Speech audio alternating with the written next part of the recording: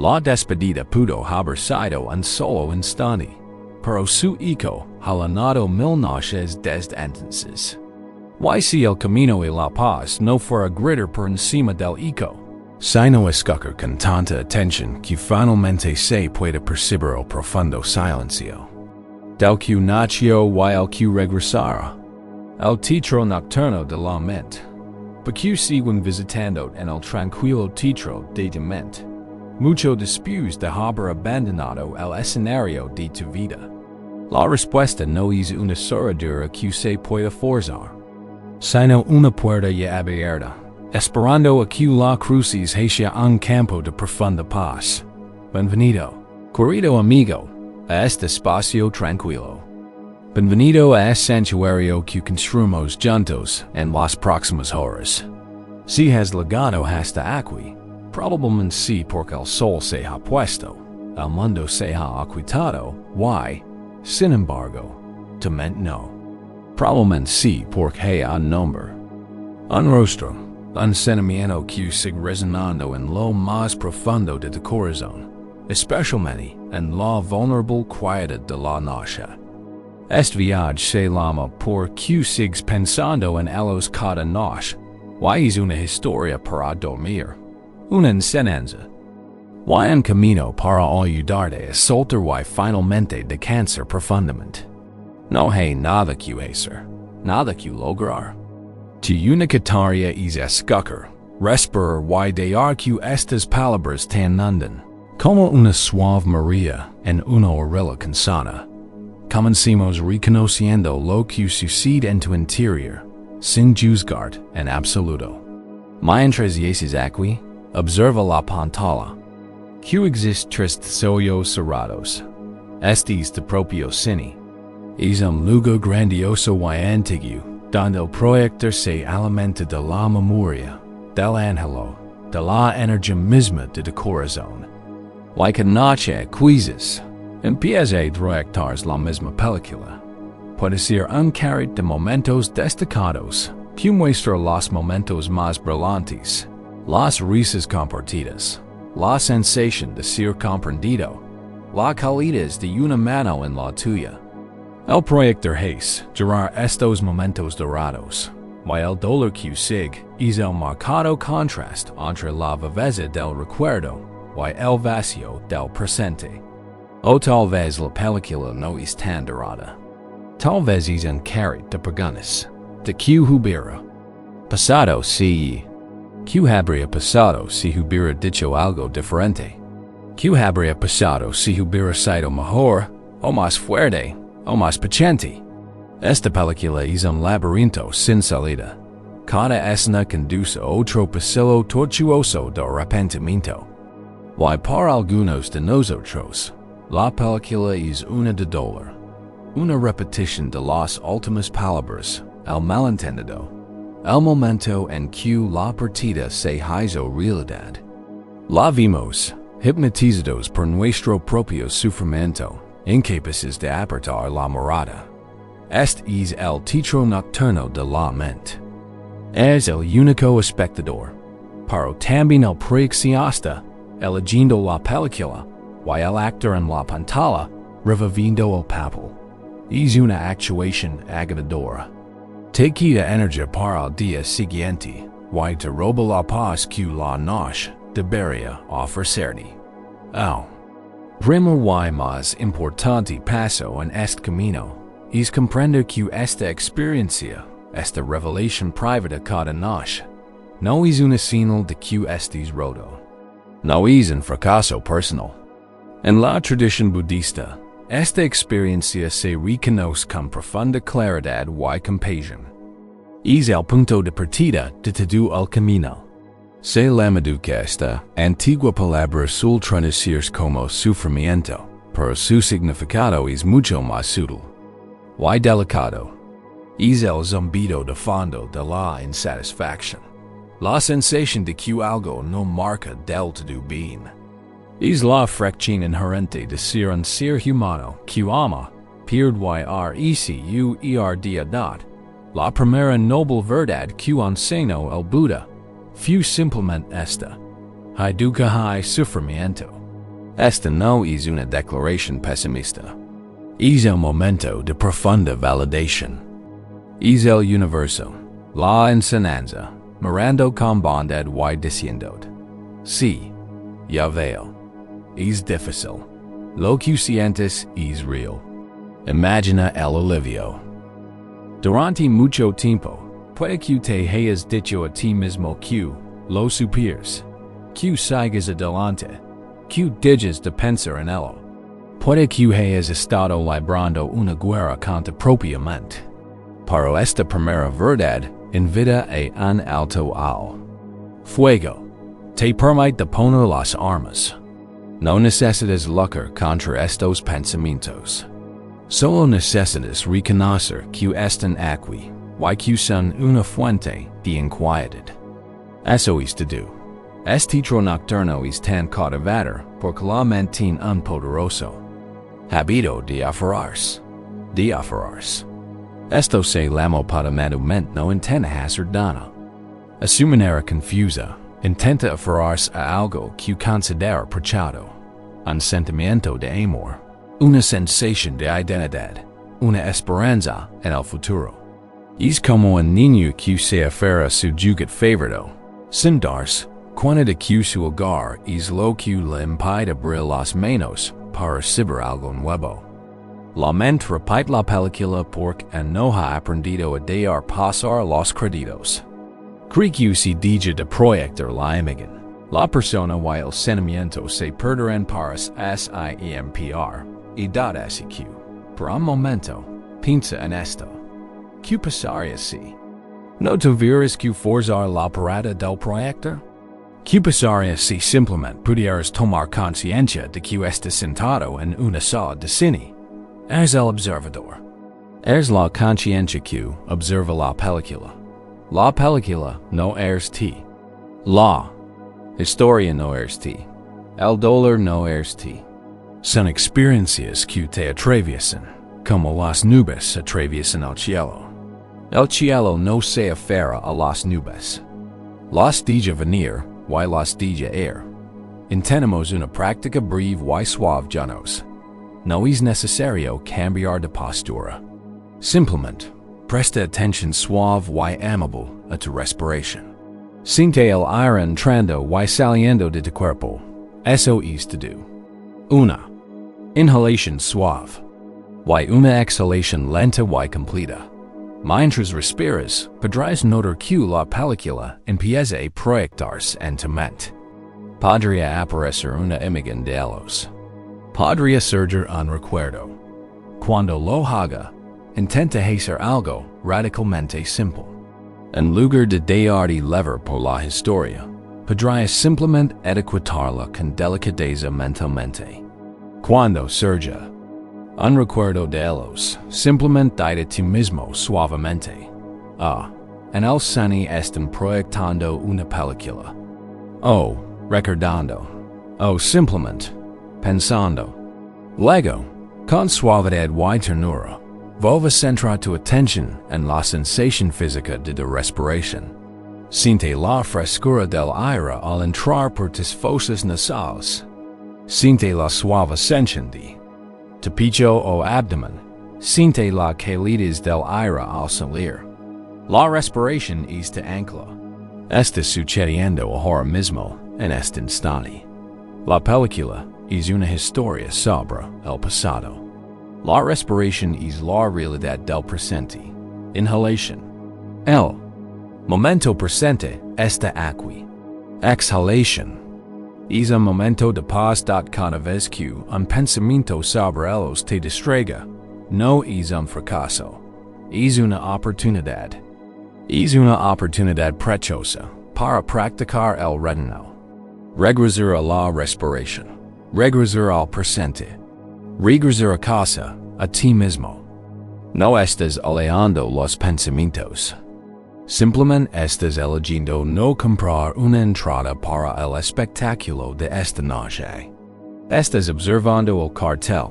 Estás escuchando la música del vestibulo, pero estás decidiendo descansar aquí, en la tranquilidad de tu propia conciencia.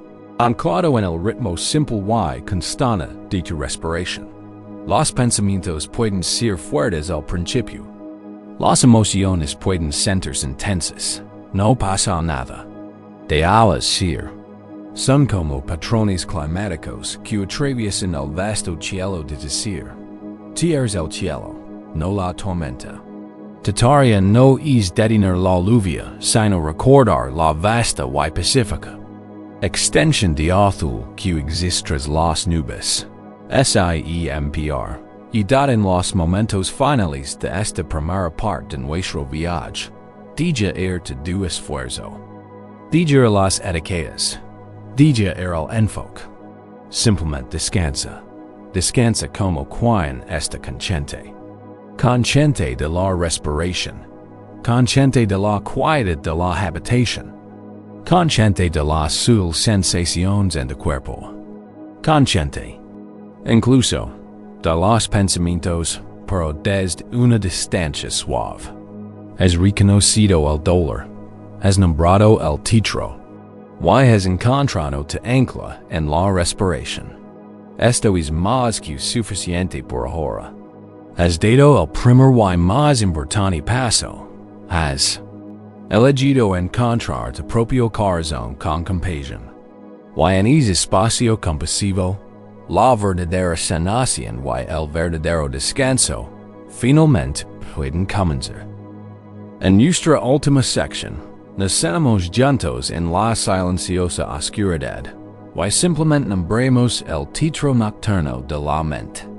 Nos permitimos reconocer la película que se repite una y otra vez, y descubrimos el suave ancla de nuestra propia respiración, un puerto seguro en la tormenta del recuerdo.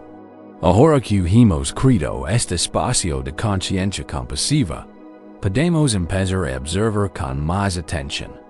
Podemos iluminar suavemente el funcionamiento interno de este título, no con la intención de desmantelarlo a la fuerza, sino para comprender la mecánica que lo mantiene funcionando noche tras noche.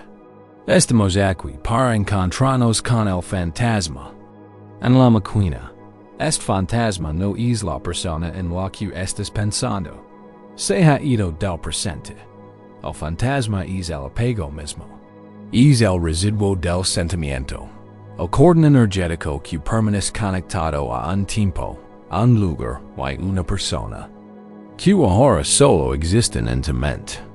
En el lenguaje del Buda, este apego se conoce como poderes la fuerza que impulsa el proyector de título mental. Y comprenderla es la clave para encontrar la libertad. Hay una enseñanza profunda que ilustra esto mejor que cualquier explicación. Completa la parábola de la segunda flecha. Imagina una persona caminando por un bosque. Está tranquilo, disfrutando del canto de los pájaros y la sensación de la tierra bajo sus pies. De repente, de la nada, una flecha vuela por los aires y la golpea en el brazo. El dolor es inmediato, agudo y real. Es un shock innegable para el sistema. Esta, enseñó Buda, es la primera flecha. En la vida, hay primeras flechas. No podemos evitarlas. Son los dolores inevitables de la existencia humana. La enfermedad, la pérdida de un ser querido, un cambio repentino de circunstancias, una separación, una traición. El final de tu conexión con la persona en la que estás pensando. Y esa fue una primera flecha. Sucedió. El dolor fue y es real. Ninguna cantidad de sabiduría o meditación puede retroceder el tiempo y hacer que la primera flecha se deshaga del arco. Es un hecho de tu HISTOR, edad, pero entonces, la historia continúa. La persona, alcanzada por la primera flecha, mira la herida. Y en lugar de curarla, empieza a inventar una historia. ¿Por qué a mí? Grita. Esto es terrible. No puedo creer que esto haya pasado. El bosque es un lugar horrible. Nunca volver. A estar a salvo. Q hais para merecer esto? El dolor nunca terminará. Y perdidas en esta tormenta de reactividad y miedo, recogen otra flecha del suelo y se la clavan en el brazo. Justo al lado de la primera. Esta es la segunda flecha de la segunda flecha es el sufrimiento que crema os da nosotros mismos en respuesta a nuestro dolor. La primera flecha es el dolor del suceso. La segunda flecha es el dolor de nuestra reflexión sobre el suceso. La primera flecha fue la partida. La segunda flecha es la película nocturna. Son los son los arrepentimientos. Es la diary. Es el análisis interminable de cada palabra, de cada silencio. Es la autocrítica y la culpa. Es cada momento que pasas en el teatro de tu mente, viendo voluntariamente una historia que sabes solo te traerá dolor. Nos disparamos esta segunda flecha una y otra vez. Las enseñanzas del Zen y el budismo no tratan de aprender a vivir en un mundo sin primeras flechas. Ese mundo no existe. Las enseñanzas tratan de aprender a no disparar la segunda flecha. La tercera. La cuarta.esto. Es lo que queremos decir con apego. Con el acto de recoger esa segunda flecha. El recuerdo de la persona es solo un recuerdo. Es la primera flecha, alojada en el pasado. Es nuestro pejoso recuerdo, nuestra insistencia en analizarlo, reproducirlo, juzgarlo y decir que fuera diferente. Lo que causa el sufrimiento continuo y nocturno. Es el guión de la segunda flecha. Así que reflexionamos sobre esto con delicadeza. Aquí nos afirmamos exactamente. ¿Qué es este fantasma en la máquina? A menudo, creemos estar apegados a la persona en sí. Pero es eso del todo. ¿Cierto? Analicémoslo con más detenimiento. Quizás estés apegado a una sentimiento de estabas con ellos. Quizás te sientes seguro, visto, vivo, decidido, completo. La mente, inhalando esa sensación, reproduce los recuerdos para entender. Saborear ese dolor de nuevo, aunque solo sea un eco. El fantasma al que te aferras podría no ser la persona, sino el fantasma de un sentimiento que crees no encontrar en ningún otro lugar. O tal vez estés apegado a una identidad, con ellos. Eres el compañero, el amante, el mejor amigo. Tu identidad se entrelazaba con la de ellos. Cuando se fueron, una parte de tu identidad pereció con ellos. La mente, temerosa de este vacío, de esta pregunta de quién soy ahora, proyecta la película del pasado para recordar quién era. Erase aferra a una versión antigua de ti por tem la incertidumbre de tu yo actual. Es un apego a una historia sobre ti mismo, y muy a menudo estamos apegados a un futuro tenían un mapa compartido. Navegaban hacia un destino común. Había planes, sueños, promesas tachidas. Todo un panorama de una vida potencial se dibujaba en su mente. Cuando la conexión se rompió, todo ese panorama se disolvió. El teatro nocturno, entonces, se convierte en un monumento a un futuro que nunca se hizo realidad. Nos afirmamos no solo a lo que fue, sino a lo que desesperadamente esperábamos que fuera. Nos persigue el fantasma de un mañana compartido. Hagamos una pausa. Que es un momento de reflexión tranquila y sincera.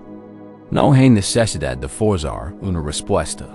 Simplemente diga que la pregunta se siente en ser, como una piedra que se hunde en un lago en calma. Mientras yaces aquí, respirando suavemente, pregúntale tu propio corazón. ¿A qué me estoy aferrando realmente? Es la persona o el fantasma de ensañamiento. Es el pasado o el fantasma de una versión particular de mí mismo. Es lo que teníamos o el fantasma de un futuro que perdí. Sé muy amable. Si que si la respuesta que surge, o incluso si no surge ninguna, simplemente aceptala. Hay una profunda sabiduría en simplemente hacer la pregunta. Al preguntar, dices decir un espectador pasivo absorto en la película. Has encendido las luces de la sala. Te has convertido en el investigador curioso y compasivo de tu propio corazón. Estás empezando a ver al fantasma como lo que es, no una entidad poderosa que te controla, sino un patrón de energía, un hábito mental que alimentas con tu propia atención. Comprender esto es increíblemente empoderador. ¿Por qué? Porque si el sufrimiento proviene de la segunda flecha, significa que el poder para detenerlo está, y siempre ha estado, dentro de ti. No significa que sea fácil. El hábito de esperar esa segunda flecha es fuerte, pero no es invencible. Durante el resto de esta sección, simplemente mantén esta comprensión en tu corazón. El dolor de la primera flecha debe ser honrado. El sufrimiento de la segunda flecha es lo que podemos aprender a liberar. Lo liberamos no luchando contra él, sino viéndolo con claridad. Al comprender que nos enfermos en fantasma, el fantasma de un sentimiento, el fantasma de una identidad, el fantasma de un futuro. Y al verlo con claridad, sin juzgar, su dominio sobre nosotros comienza a suavizarse naturalmente. Nos damos cuenta que no tenemos que seguir recogiendo esa flecha. Podemos elegir, en cambio, atender la herida original con amabilidad y cuidado. Podemos elegir descansar por supuesto. Aquí están las siguientes 5 secciones de nuestro viaje. Relajad. Sigue respirando suavemente, y deja que estas palabras te guíen. Acabamos de ver, con ojos tiernos, la naturaleza de la segunda flecha. Hemos descubierto el fantasma en la máquina, el hábito del apego. Hemos empezado a comprender que nuestro sufrimiento no surge del recuerdo en sí, sino de nuestro aferramiento. Desesperado y tenso acute el esto nos lleva a una pregunta profunda y vital. ¿Por qué nos aferramos con tanta fuerza? Nos aferramos porque intentamos hacer algo permanente en un universo que solo conoce una ley, la ley del cambio. Intentamos construir una presa en medio de un río caudaloso y caudaloso. El nombre de Dios. Este río es aneca o impermanencia. Y aprender a fluir con ella, en lugar de luchar contra ella, es el secreto para liberar el dolor que cargas. Imagine de pie en la orilla de un gran río. El agua fluye incessantemente. Nunca es el mismo río dos veces. El agua que toca después desaparece en un instante, reemplazada por agua nueva que viene río arriba, rumbo al vasto océano. No puedes contener el río, no puedes detenerlo. Solo puedes presenciar su majestuoso, constante y implacable fluir. Este río es la vida misma. Todo lo que has conocido, todo lo que conocerás, forma parte de él. Tu cuerpo cambia con cada respiración. Tus pensamientos, tus sentimientos, surgen como remolinos en la corriente. Se arremolan un instante y luego se disuelven en la corriente. La felicidad surge y pasa. La tristeza surge y también pasa. Las relaciones nacen, evolucionan, se transforman y terminan. Esto no es una tragedia. Es simplemente la naturaleza de la realidad. Es la danza de la existencia. El dolor que sientes al pensar en ellos cada noche proviene de es malentendido esencial. Tu mente capturado una instantánea de un instante. En el río, un momento de conexión, un momento de amor, un momento de risa compartida. Y trata de aferrarse a esa instantánea como si fuera algo sólido y permanente. Intenta pasar un rayo de sol. Intenta capturar el canto de un pájaro y guardarlo en una calle. Para la naturaleza de un rayo de sol es moverse. La naturaleza de una canción es desvanecerse en el silencio. La naturaleza de la vida es fluir. Al resistirnos a este fluir, creamos una tensión constante y agotadora, una fricción entre nuestro deseo de permanencia y la verdad de la impermanencia. Esta fricción es el sufrimiento de la segunda flecha. Hey, una historia que se ha contado. Durante más de 2500 ecos, y que contiene la esencia de esta enseñanza. Es la historia de una mujer llamada Kishigatami. Kishigatami vivió feliz hasta que su hijo pequeño, su único hijo, enfermó y falleció. Consumida por un dolor tan intenso que rozaba la locura, se negó a aceptar su partida. Apertó contra su pecho su pequeño cuerpo sin vida, y vagó por su aldea, yendo de casa en casa, pidiendo una medicina que pudiera devolver la vida. Algunos la rechazaban con lástima. Otros se burlaban de su delirio. Nadie podía ayudarla. Finalmente, un anciano sabio vio su profundo sufrimiento y le ofreció un consejo. No tengo la medicina que buscas. Le dio. Pero conozco a alguien que si la tiene. Acude al Buda. Él podrá ayudarte. Kishigatami corrió al lugar don el Buda enseñaba. Depositó a su hijo a sus pies y exclamó: Oh, bendito, puedes. Dame la medicina que curará a mi hijo. El Buda la miró con infinita compasión. No la despidió. No le dio que estaba equivocada. La encontró donde estaba. Sí, dio con dulzura. Puedo ayudarte. Para preparar la medicina, necesito un ingrediente especial. Necesito que me traigas una sola semilla de mostaza de una casa del pueblo donde nadie haya sufrido una pérdida. Don ningún hijo. Cónyuge, padre o amigo haya muerto Jonas. El corazón de Kishigatami se llenó de esperanza. Una sola semilla de mostaza. Era tarea fácil. Agradeció al Buda, y partió de inmediato. Fue a la primera casa que vio y llamó a la puerta. Buda me ha enviado, explicó. Necesito una semilla de mostaza para hacer una medicina que salvará a mi hijo. ¿Puedes darme una? Por supuesto. Dio amablemente la mujer de la puerta, y fue a buscar la semilla.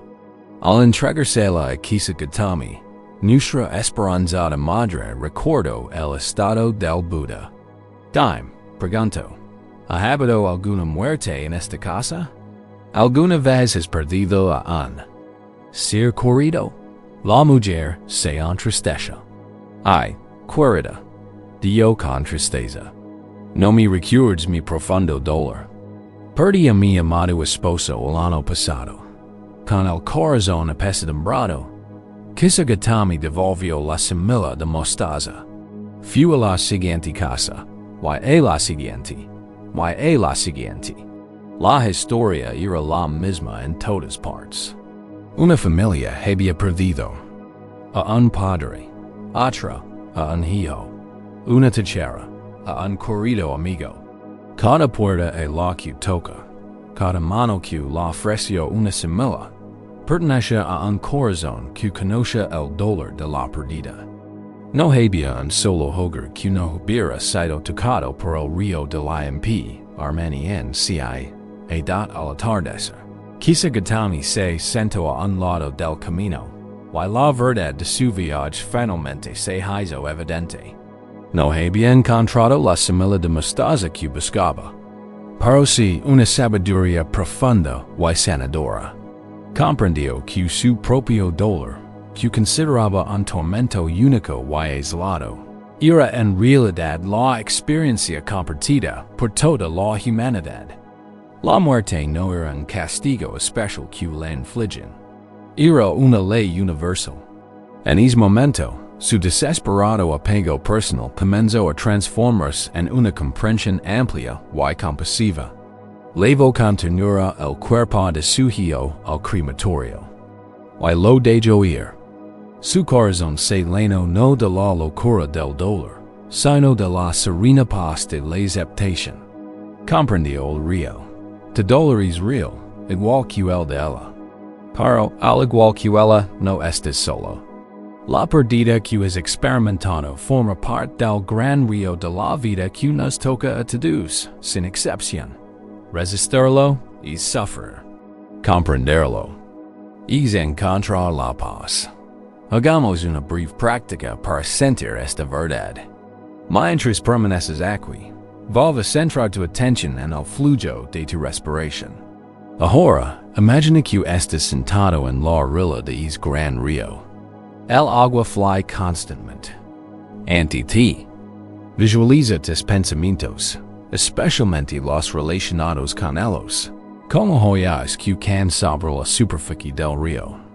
Aparece un recuerdo. Míralo como una joya que se suavemente sobre el agua. No intentes atraparlo. No intentes analizarlo. Simplemente observa cómo la corriente lo atrapa y lo arrastra lentamente río abajo. Surge un sentimiento de tristeza. Ve como otra joya. Quizás de otra forma o color. También si en el río. Observalo. El río de la conciencia simplemente lo sostiene y lo arrastra. Una pregunta, YC. Surge. Otra joya. Diala caer. Diala ir. Mirala floater. Hasta que desaparece de la vista tras la curva. Tu trabajo no es detener la caída de las joyas. Tu trabajo es simplemente descansar en la orilla y observar el río fluir. Los pensamientos vendrán. Los sentimientos vendrán. Esta es la naturaleza de la mente. Pero no tienes que hacer de ellos. Puedes permitir que formen parte del flujo. Puedes permitir que surjan, y puedes permitir que pan.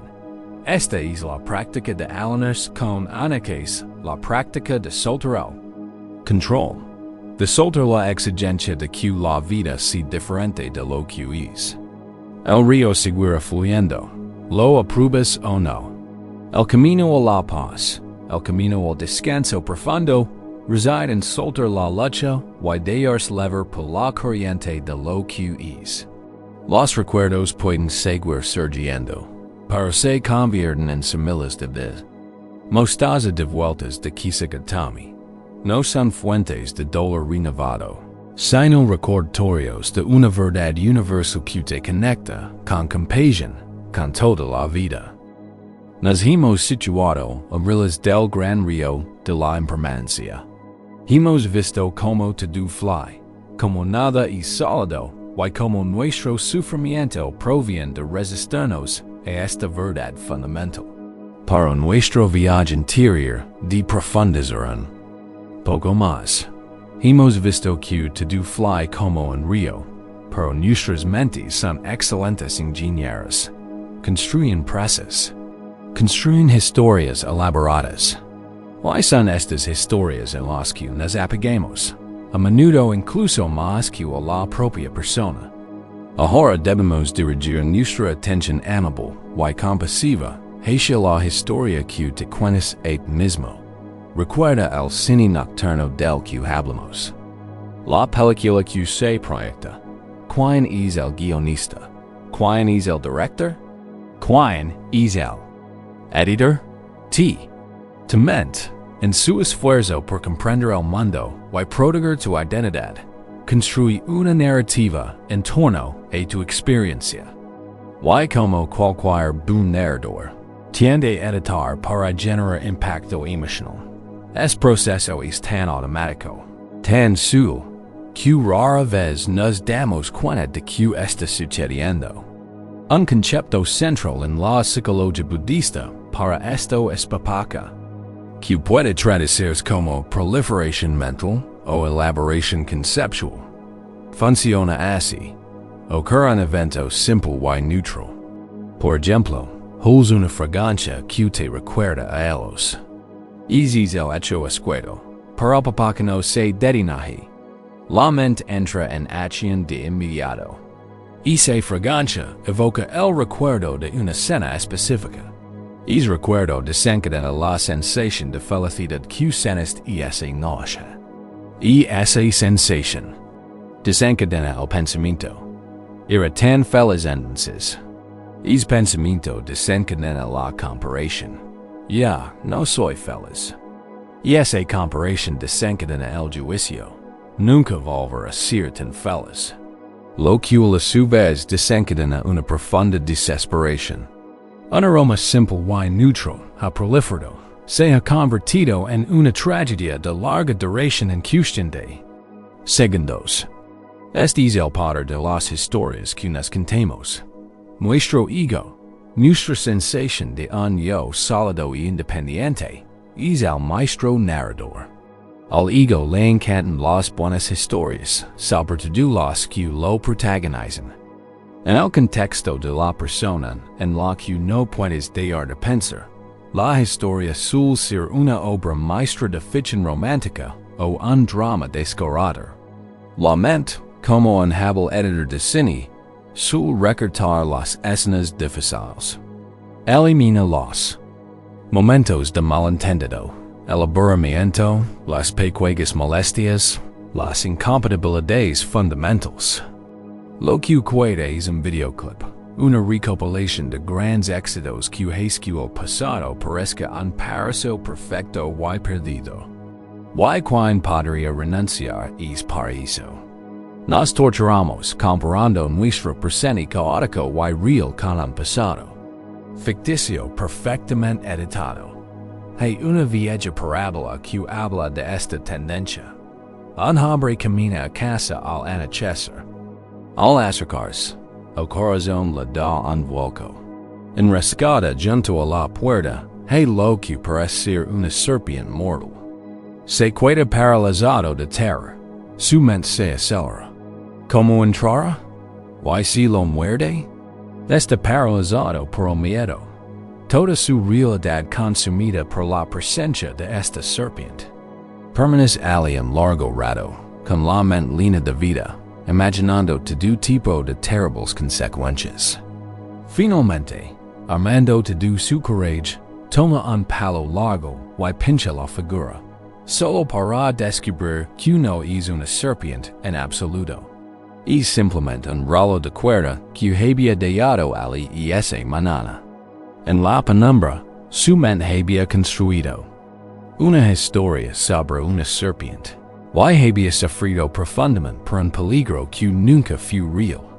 Esto es lo que hacemos con nuestros recuerdos. Tomamos la cuerda del pasado, algo complejo con su propia textura, sus propios huesos, su propia realidad cotidiana. Y, a la tenue luz de nuestro ángelo y nuestro dolor, proyectamos sobre ella la historia de un tesoro que hemos perdido o de una serpiente que nos ha herido. Entonces reaccionamos a la historia, no a la cuerda. Sufrimos por la narrativa, no por la realidad. Así que emprendemos una deconstrucción sutil. No se trata de invalidar de sentimientos, ni de desestimarlo. Valor de tu pasado. Se trata de ver el panorama completo con claridad, que es la única manera de liberarte. Te invito a considerar una pregunta. No necesitas responderla ahora, simplemente diga que resuene en la quietud de tu mente. La historia que se proyecta en tu teatro nocturno, la de ellos, la de ti, es 100% cierto. Es absolutamente cierto, inequívocamente que usted. Era ... S-I-E-M-P-R. ¿Y feliz entonces? ¿No hubo momentos de duda, soledad o frustración? Es absolutamente cierto que lo harás? Nunca. ¿Te sientes así otra vez? Puedes conocer el futuro con tanta certeza. ¿No es posible que el universo guarde alegrías que no puedes imaginar? ¿Es absolutamente cierto que el final fue culpa tuya o de ellos? No fue la realidad más compleja. Una mezcla de causas. Hay conditions de dos personas que hicieron lo mejor que pudieron con el entendimiento que tenían en ese momento. Al hacer estas preguntas, no estás siendo duro. Estás siendo un amigo sabio y compasivo contigo mismo. Estás señalando con delicadeza que la historia que has estado contando, la historia que te ha causado tanto dolor, podría ser solo eso, una historia. Una versión de los hechos. Una película editada por el ego. La guía práctica aquí es simplemente esta. Convierted en un observador curioso de tu propia narrativa. Durante los próximos días, o incluso en los momentos siguientes mientras te duermes, simplemente observa la historia. Cuando empieza la película, pregúntate, ¿quién escribió esta escena? ¿Quién se ha cuidado en la sala de montaje? Mi mente me está mostrando el documento completo, o me está mostrando un trailer romántico. Quizás notes que la historia siempre los presenta by una luz perfecta, o una luz perfectamente malvada. Quizás notes que tu propio papel es el de víctima indefensa o el de culpable.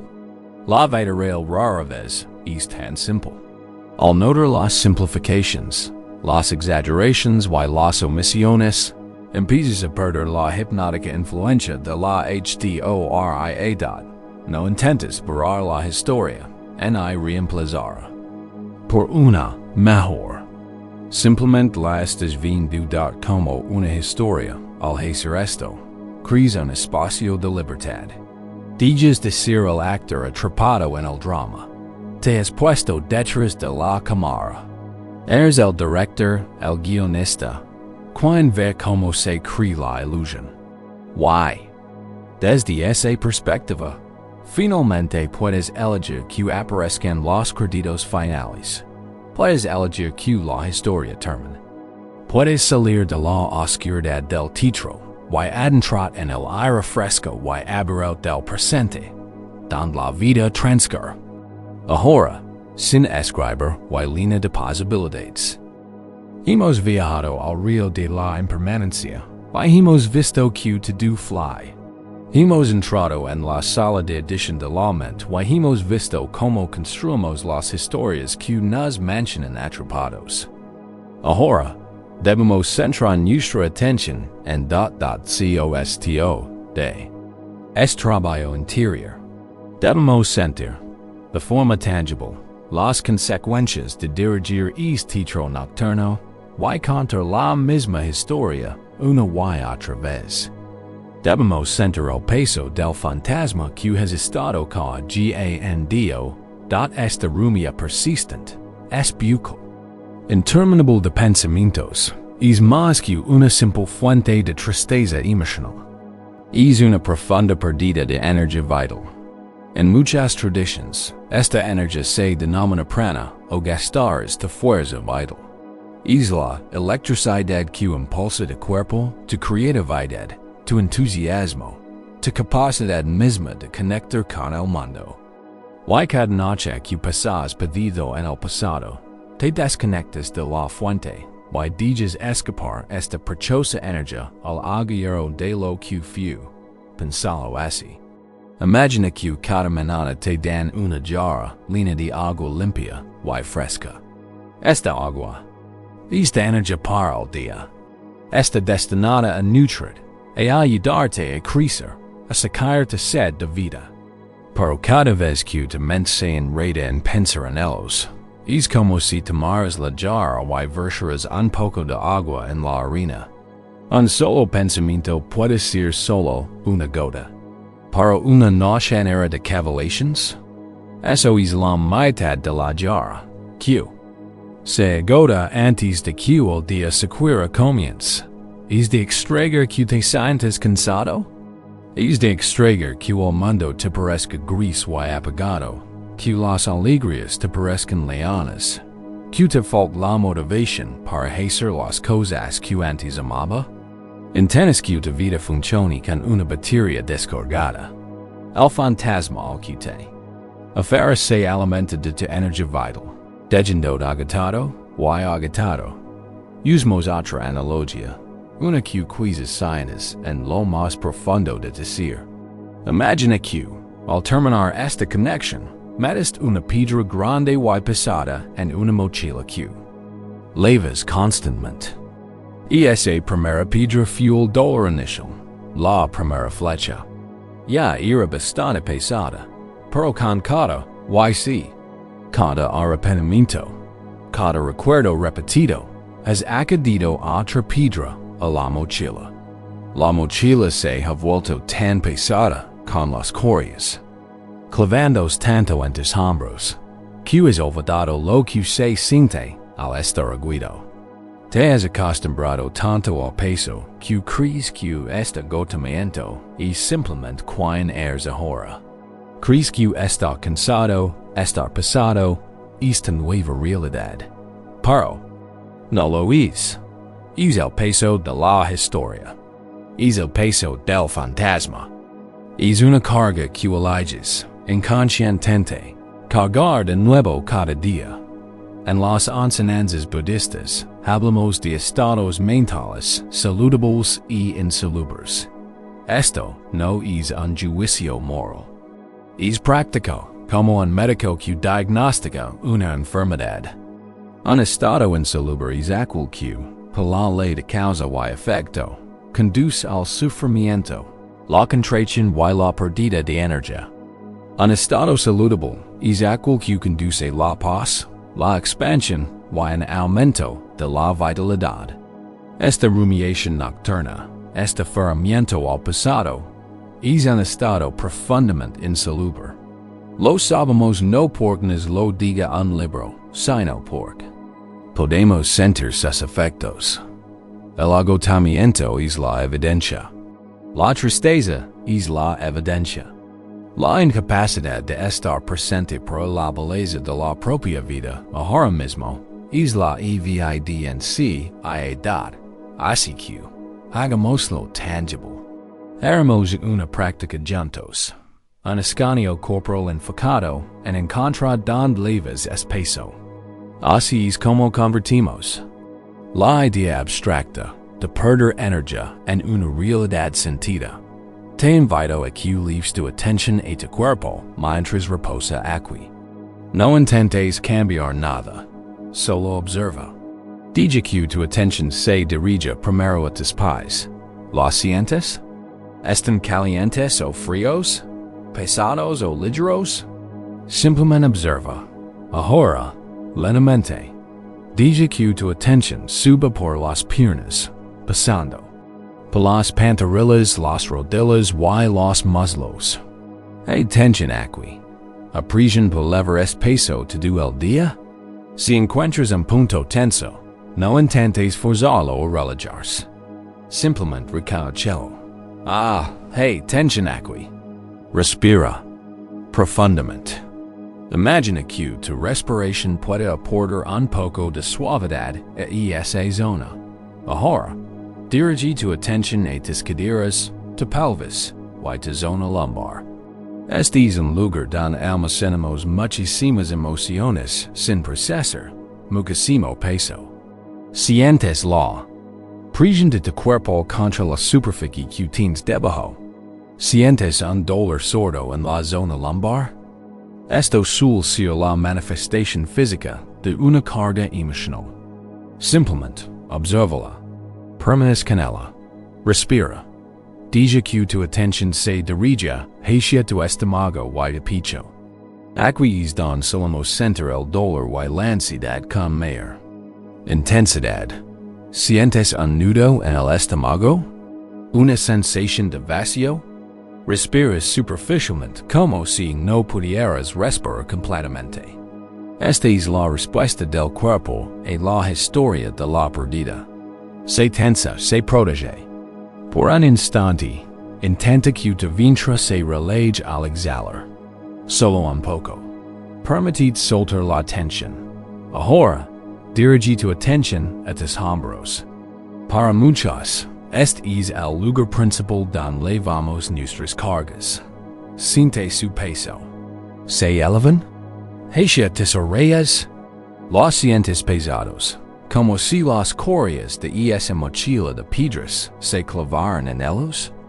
En tu próxima exhalación larga, intenta dejarlos caer, aunque sea solo un centímetro. Deja que la gravedad los domine. Libera el esfuerzo de sostener los finalmente. Dirige tu atención a tu cuello, mandíbula y rostro. ¿Tienes los dientes apretados? ¿Tienes la mandíbula tensa? Este es un hábito físico común cuando nuestra mente está acelerada. Intenta crear un poco de espacio entre los dientes superiores y inferiores. Relaja los músculos alrededor de la boca. Relaja los pequeños músculos alrededor de los ojos. Alisa el espacio entre las cejas.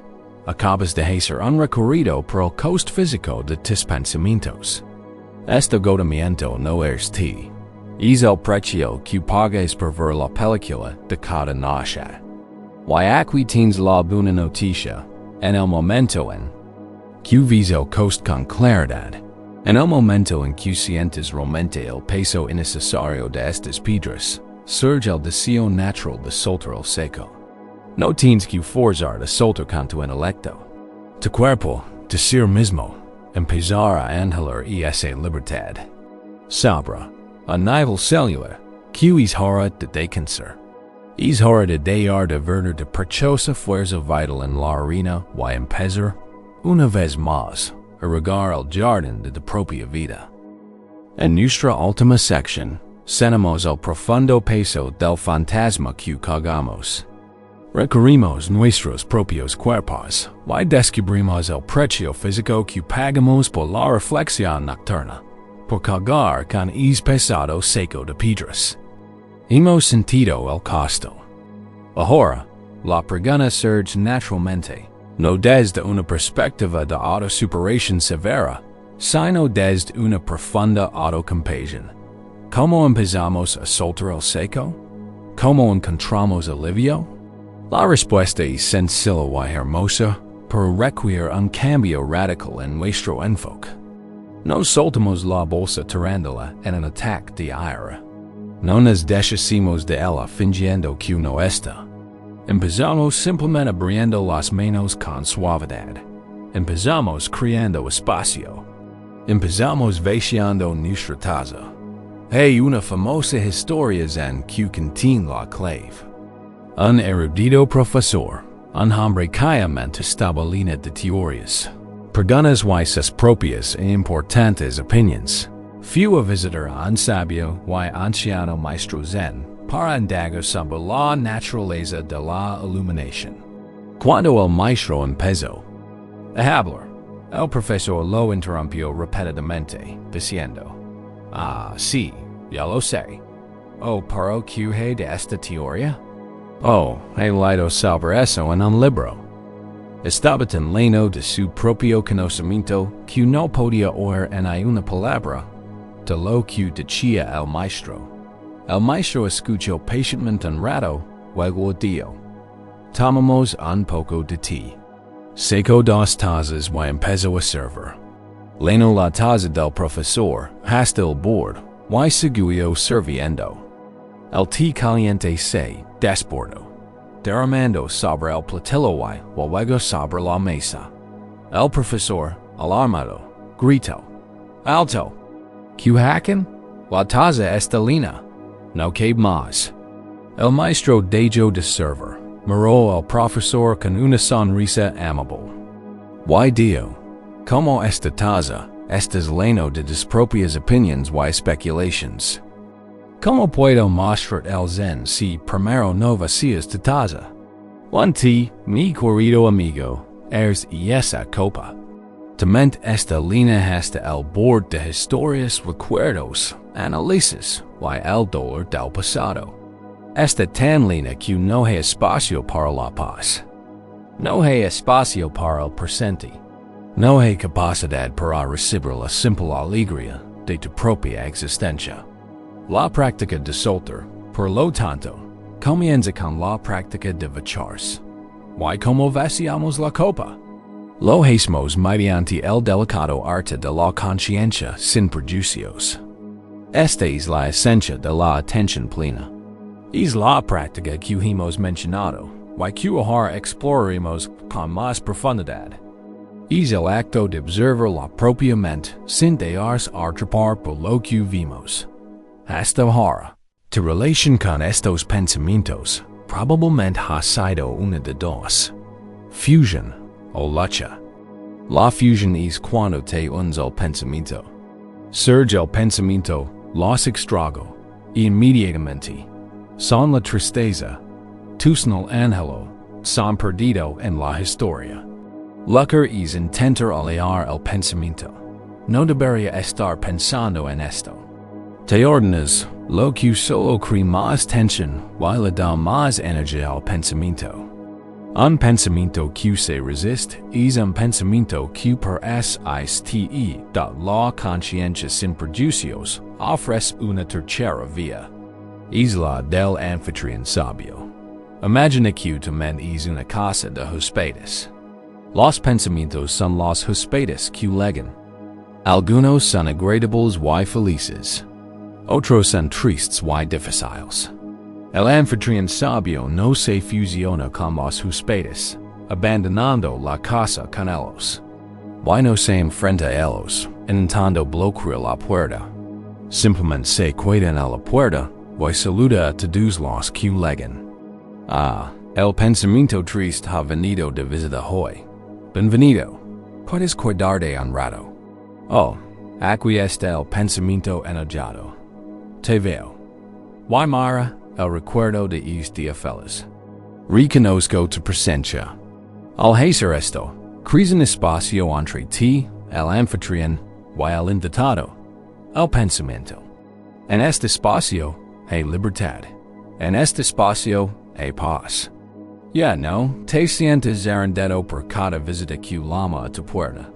Es la conciencia tranquila y espaciosa que puede contenerlo todo con gratuidad, así que practicamos esto juntos, ahora mismo. Es la práctica de equilibrar los pensamientos, y es una forma poderosa de vaciar tu copa. Relájate en el ancla de tu respiración. Simplemente siente el suave ritmo del aire entrando y saliendo. Esta respiración es tu base, el vestibulo de tu casa de huéspedes. Mientras descansas aquí, inevitablemente surgirá un pensamiento o sentimiento relacionado con esa persona. El momento en que te das cuenta de que te has dejado levar, el momento en que despiertas de la historia, es un momento de victoria. En ese momento, en lugar de regalar, celebra con suavidad. Has tomado conciencia. Luego, del pensamiento una etiqueta simple y neutral. Si es un recuerdo, podrías decir mentalmente, muy suavemente, recordando. Si es una preocupación por el futuro, preocupándome. Si es un juicio sobre ti mismo, juzgando. Si es un sentimiento de tristeza, tristeza. La etiqueta no pretende ser un análisis profundo. Es solo un gesto rápido y suave. Simplemente estás nombrando al invitado en la puerta. Un pensamiento triste. Y luego, esta es la parte más importante. Suavemente y sin forzar nada, diriges tu atención de nuevo a la sensación física de tu respiración. Siente el aire en movimiento. Siente tu cuerpo respirar. Has regresado a tu puesto como anfitrión. Unos segundos después, otro pensamiento te alejará. Te lo aseguro. La mente produce pensamientos, es su naturaleza. De nuevo, en el momento en que te das cuenta de que te has dejado levar, lo etiquetas suavemente como pensando. Why regresas a la respiración? Recordando. Regresa a la respiración. And hello? Regresa a la respiración. Arrepentido. Regresa a la respiración. Una y otra vez.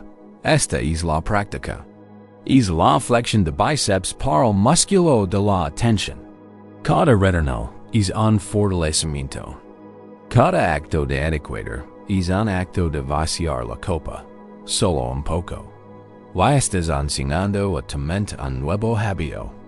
En lugar de aferrar al pensamiento, lo estás reconociendo y dejándolo ser. No lo estás forzando a irse.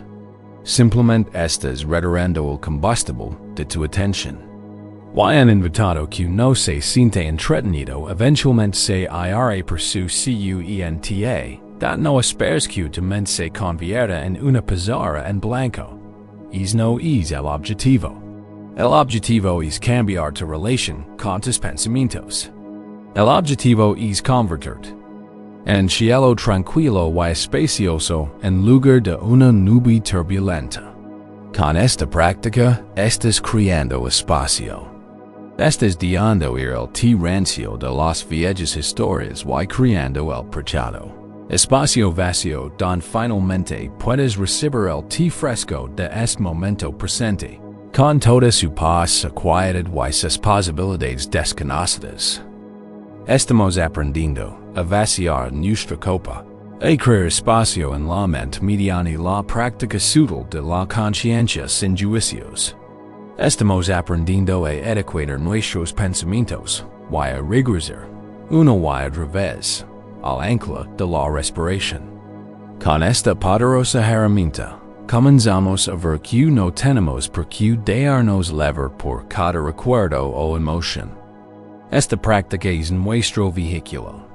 Es la manera en que comenzamos a pasar del sufrimiento a la paz. Y esto nos lleva a una de las parábolas más prácticas y liberadoras que el Buda jamás ofreció, la parábola de la bolsa. Imagina, Dio, que estás a una orilla de un río vasto y turbulento. Esta orilla es la tierra del peligro, el miedo y el sufrimiento. Es la tierra donde el pasado te atormenta, la tierra de la segunda flecha, la tierra del teatro nocturno. La otra orilla es la orilla de la seguridad, la paz y la liberación. Es la tierra de la libertad, donde los recuerdos pueden existir sin causar dolor. Naturalmente, quieres ligar a esa otra orilla. Pero no tienes barco dot as YQ eres ingenioso. Recoges ramas, enredaderas y juncos de la orilla. Trabajas con diligencia, atándolos, y construyes una bolsa sencilla. Esta bolsa no es un yate. Lujo, es una embarcación humilde y funcional. Con ella, te impulsas desde la orilla y, con gran esfuerzo, remando con menos y pies, cruzas el peligroso río. Navegas por las corrientes, evitas los remolinos y, finalmente, exhausto pero a salvo, ligas a la otra orilla. Has llegado a la tierra de la paz. Ahora, el Buda plantea una pregunta crucial. ¿Qué harías con la bolsa? Pregunta. La cargarías sobre tus hombros, agradecido por la bolsa que te salvó. Y llevarías contigo mientras continúas tu viaje por tierra firme. La respuesta, por supuesto, es que esto sería absurdo. La bolsa era increíblemente útil para cruzar el río. Era essential, pero una vez que se liga a la otra orilla, la bolsa ya no es una herramienta, es una carga. Lo más sensato, explicó Buda, sería amarrar la bolsa a la orilla, o incluso dejarla ir para que la use otro viajero, y luego continuar el viaje por tierra sin obstáculos. Así es, concluyó, con mis enseñanzas. Esta parábola nos brinda una profunda lección en este camino de soltar. Las prácticas que estamos aprendiendo, la respiración, el etiquetado de los pensamientos, la conciencia de la impermanencia, la deconstrucción de nuestras historias, son la bolsa, son herramientas, son incrementales, incluso essentials, para cruzar el río del sufrimiento que surge del apego. Pero debemos tener cuidado de no crear un nuevo apego a las herramientas mismas. A veces, en nuestro deseo de sanar, podemos obsesionarnos con el proceso. Podríamos reprocharnos nuestro fracaso. Intenté meditar, pero no podía dejar de pensar en ellos. Soy un pésimo meditador. Oh, llevo semanas practicando, ¿por qué no lo he superado? En esos momentos, olvidamos el propósito de la bolsa. Empezamos a venerarla, o peor aún, a castigarnos con ella. Hemos convertido la práctica en otra fuente de autocrítica, en otra flecha. El objetivo no es convertirse en un meditador perfecto. El objetivo no es lograr una mente completamente silenciosa. El objetivo es simplemente ligar a la otra orilla. La práctica es el medio, no el fin. Cada vez que notes que tu mente se ha distraído, y la devuelves suavemente a la respiración, habrás remado la bolsa una vez más. No importa si tienes que hacerlo 10 o 10,000 veces. Cada regreso es un paso en la dirección correcta. Es el viaje a través del río. Además, esta parábola contiene una sutil y poderosa pista sobre las etapas finales del proceso de dejar. Incluso nuestro deseo desesperado de superarlos puede convertirse en el peso que llevamos a cuestas. Puede convertirse en una nueva obsesión, una nueva historia. La historia de mi intento de superarlos.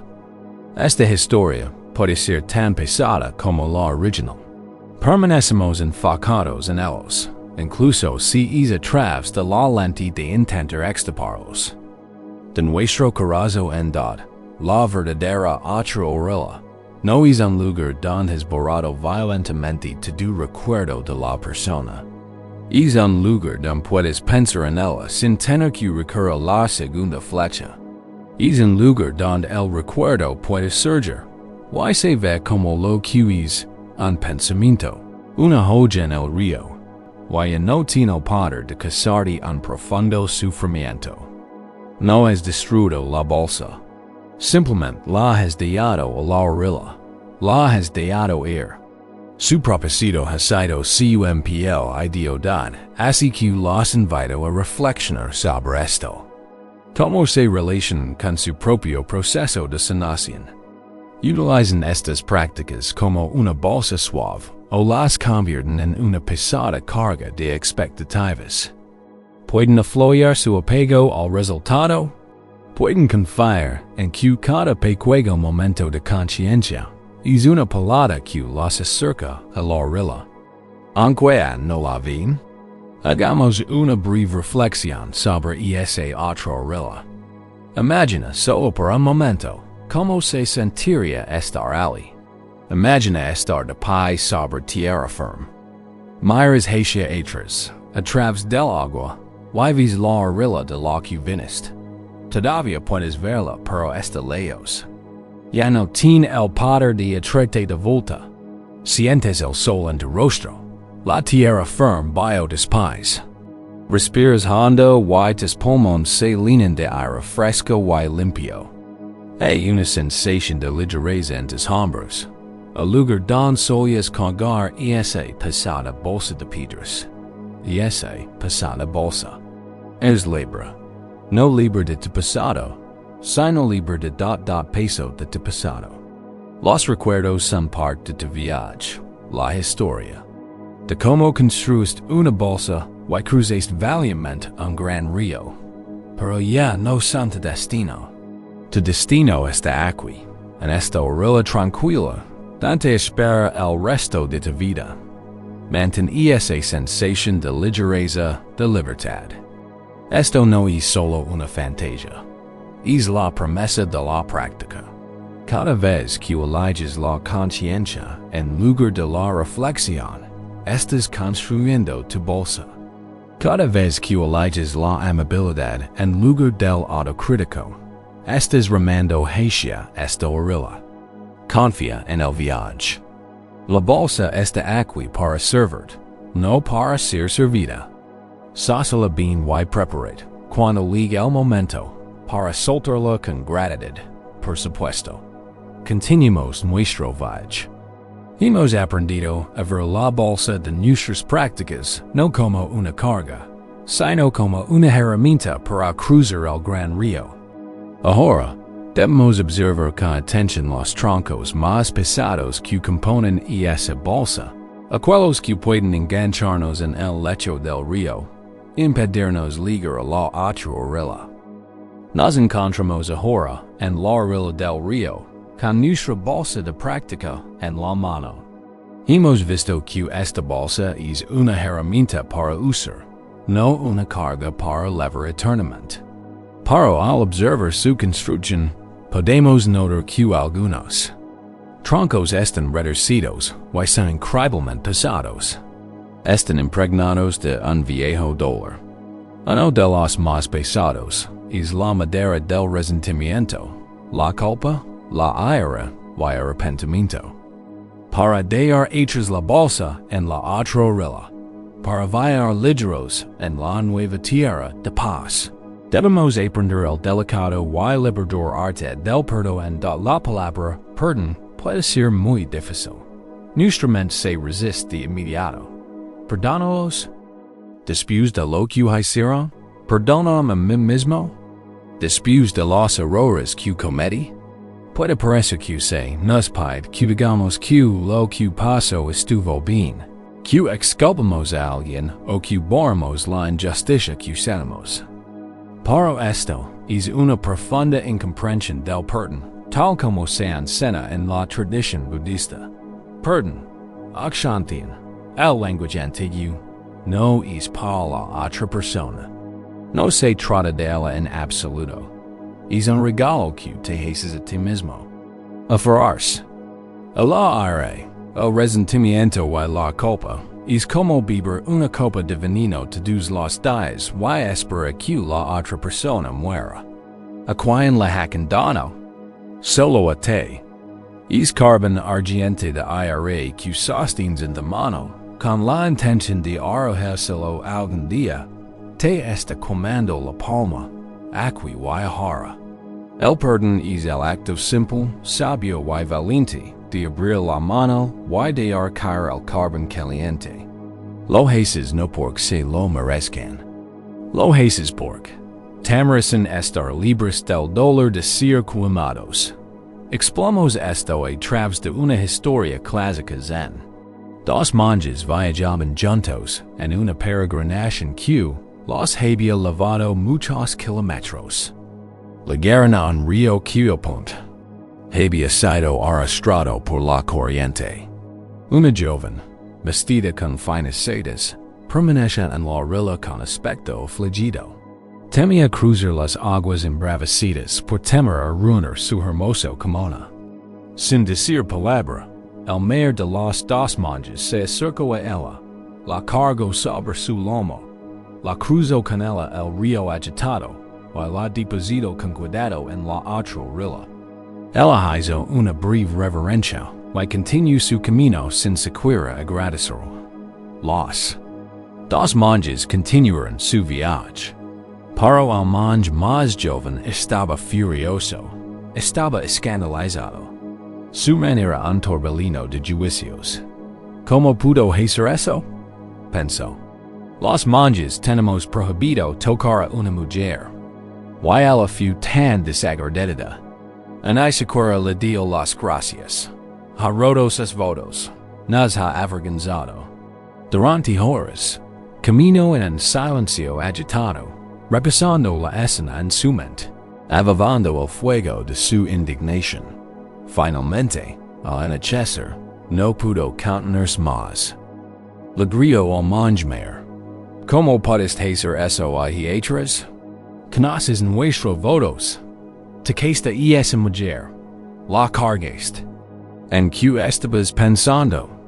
El manjmeer miro su compasero con ojos tranquilos y bondadosos. Sonrio levemente. Y dio, dija a esa mujer, junto al río Has Horas. Porque sigues cargándola.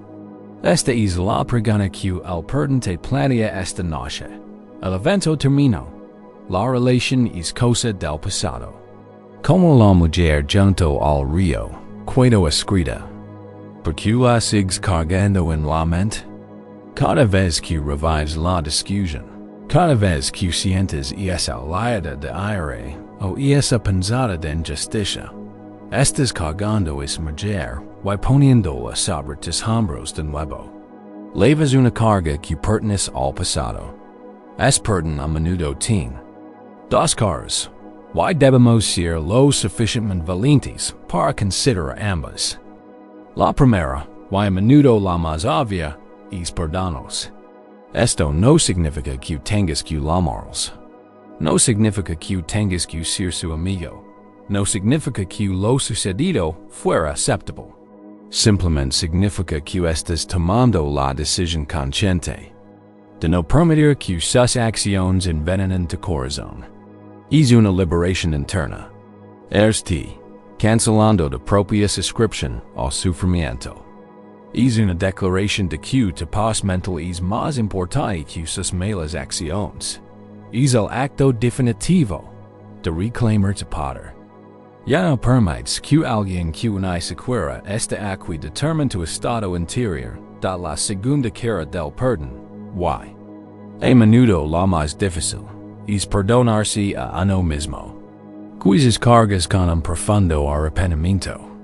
Repites tus propios errores. Te juzgas por las palabras dichas o no. Por las acciones tomadas o no. Eres el monje más joven, pero también. Eres la mujer que carga sobre tus propias espaldas. Te has convertido en tu propia carga.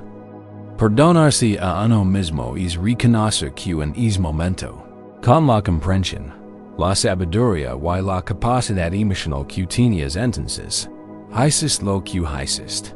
Haces lo mejor que puedes. Seguro castigando por acciones pasadas es disparar. Y esa segunda flecha a tu propio corazón, una y otra vez. Perdonarse a uno mismo es mirar a la persona que eres en el pasado con la misma compasión que ofrecerías a un amigo que lucha. Es el acto de decir, aprendiste de eso. Se acabó. Ahora puedes ser libre. Probemos una práctica que pueda abrir suavemente la puerta a este tipo de perdón. Es una forma de meditación de amor y bondad. No hay necesidad de forzar ningún sentimiento. Simplemente estamos plantando las semillas.comienza para levar tu atención a tu centro interior. Coloca una mano sobre tu corazón si te reconforta. Respira lento y profundamente. Primero, nos ofreceremos esta bondad en nosotros mismos. En silencio y con suavidad, repite estas frases mentalmente, procurando que sean lo más sinceras posible. Que yo soy feliz, yo estoy saludable, yo estoy a salvo que puedo vivir con facilidad. Y estar libre de sufrimiento. Simplemente descansa con estas palabras. Si sientes resistencia, no te preocupes. Simplemente obsérvala. Y continúa ofreciendo las frases, como un bálsamo suave y sanador. Permíteme perdonarme por cualquier daño que haya causado a mí mismo o a otros, consciente o inconscientemente. Que pueda aprender a vivir con paz en mi corazón. Ahora, piensa en alguien por quien sientes un cariño sencillo y directo. Un buen amigo, una mascota querida, un profesor respetado. Mantén su imagen en tu mente y dial las mismas frases. Que seas feliz, que tengas salud, que estés a salvo, que puedes vivir con tranquilidad y estar libre de sufrimiento. Siente la calidez natural de estos buenos deseos que fluyen desde tu corazón. Finalmente, Why solo si te sientes listo, si te resulta demasiado difícil. Puedes simplemente cuidarte contigo mismo o con tu amigo. Recuerda con delicadeza a la persona en la que has estado pensando. La persona que es el centro de tu título nocturno. Mantén su imagen a distancia. No necesitas sentir una oleada de amor. Simplemente la estás inclinando en el círculo de la humanidad. Desde la seguridad de tu corazón, ofrecer estos deseos para liberar las cadenas que te atan a ella. Que seas feliz. Que tengas salud. Que estés a salvo. Que puedas vivir con tranquilidad y estar libre de sufrimiento. Te libero de la prisión de mi IRA. Me libero del veneno del resentimiento. Que puedas seguir el camino en paz. Que yo pueda seguir mi camino en paz. Respira. Suéltalo. Acabas de realizar un acto radical de autocuidado. Has elegido de propia paz por encima de tu propio dolor. Has abierto la mano y has dejado caer el carbón ardiente al suelo. Has botado a la mujer de tu espalda y la has depositado junto al río. Ahora eres más ligero. Es más libre. Y en esta nueva ligereza, el descanso profundo se es posible. Acabamos de emprender la valiente y tierna del perdón, de soltar el carbón ardiente del resentimiento. Tras soltar las pestes cadenas que nos ataban a un pasado doloroso, notamos que nuestras manos, por primera vez en mucho tiempo, se sienten abiertas y vacías. Este vacío puede resultar extraño, incluso inquietante. Conculinaremos este nuevo espacio. Hacia donde dirigimos nuestra energía ahora. Podemos empezar por escudriñar los escombros del pasado, no para encontrar más motivos de dolor, sino para encontrar las joyas ocultas que siempre estuvieron ahí. Esta es la práctica de la gratitud. Ahora bien, esto no es un llamado a una falsa positividad. No vamos a fingir que el dolor no fue real o que la pérdida no ocurrió. Eso sería otra forma de negación. La verdadera gratitud en el sentido zen no se trata de ignorar la oscuridad. Se trata de tener la valencia de reconocer también la luz por pequeña o leona que parezca. Se trata de cambiar nuestro enfoque. Durante mucho tiempo, tu mente ha sido entrenada para escudriñar el pasado en busca de evidencia de lo que salió mal. Esta noche, la reentrenaremos con cuidado para que escudriñe lo que salió bien. Las lecciones, los regalos. Cuando una relación termina, nuestra mente automáticamente la interpreta como un fracaso. Algo roto. Un final triste para una historia. Para y si esa no fuera la única forma de verlo. Y si no fuera un fracaso, sino simplemente un capítulo cerrado? Un capítulo que, incluso con su difícil conclusión, contenía pasajes hermosos, momentos de gracia y lecciones esenciales para la persona en la que te estás convirtiendo. Imagi en un hermoso jarrón de cerámica. Permaneces en tu casa durante. Ecos y te encanta. Te alegra cada vez que lo ves. Un día, sin querer, se al suelo y se rompe. Puedes pasar el resto de tu vida mirando los pedazos rotos en el suelo, lamentando su pérdida, sintiendo rabia y arrepentimiento por su rotura. O puedes barrer los pedazos con cuidado, y, aunque sientes tristeza por la pérdida, también una profunda gratitud por los ecos de belleza que el jarrón trajo a tu vida. El propósito del jarrón era ser bello, y lo cumplió. Que se rompa no. Borra la belleza que ofrece. Tu relación pasada es como es jarrón. Se rompió. Se acabó. Puedes seguir contemplando su ruptura o empezar a cultivar la gratitud por la belleza que una vez albergó y, sobre todo, por las formas en que su ruptura te ha obligado a crecer. A menudo, nuestra mer sabiduría proviene de nuestras heridas más profundas. Esta dolorosa experiencia, precisamente lo que te quita el sueño, puede haber sido una profunda, aunque severa, maestra. Quizás te enseñó sobre de propia fuerza. Has sobrevivido a esto. Sigues aquí, respirando, escuchando, sanando. Eso revela una resiliencia que quizás no sabías que posees. Es motivo de gratitud. Quizás te enseñó lo que realmente necesitas y valores en una conexión. Al mostrar lo que no funciona, te ha dado una visión más clara del futuro. Ha perfeccionado tu comprensión de ti mismo y del amor. Es un regalo invaluable. Es motivo de gratitud. Quizás, en el tranquilo periodo posterior, hayas reconectado con partes de ti que habías descuidado. Viajes aficiones, amistades olvidadas, una conexión más profunda con tu mundo interior. La ausencia de algo ha crecido. El espacio para que crezcan muchas otras cosas. Eso es motivo de gratitud. No se trata de estar agradecido por el dolor. Se trata de estar agradecido por elecciones aprendidas a través del dolor. Este es un acto alquímico. Es convertir el plomo del dolor en el oro de la sabiduría. Es como reescribir el final de la historia. La historia no tiene por qué terminar. Con y entonces se acabó, y todo fue en vano. Puede terminar con y entonces se acabó. Y a través de esa experiencia, me volví más fuerte, más sabio y más conectado conmigo mismo. Y por eso, estoy agradecido. Intentemos una reflexión suave. No se trata de forzar un sentimiento. Es una exploración suave y curiosa.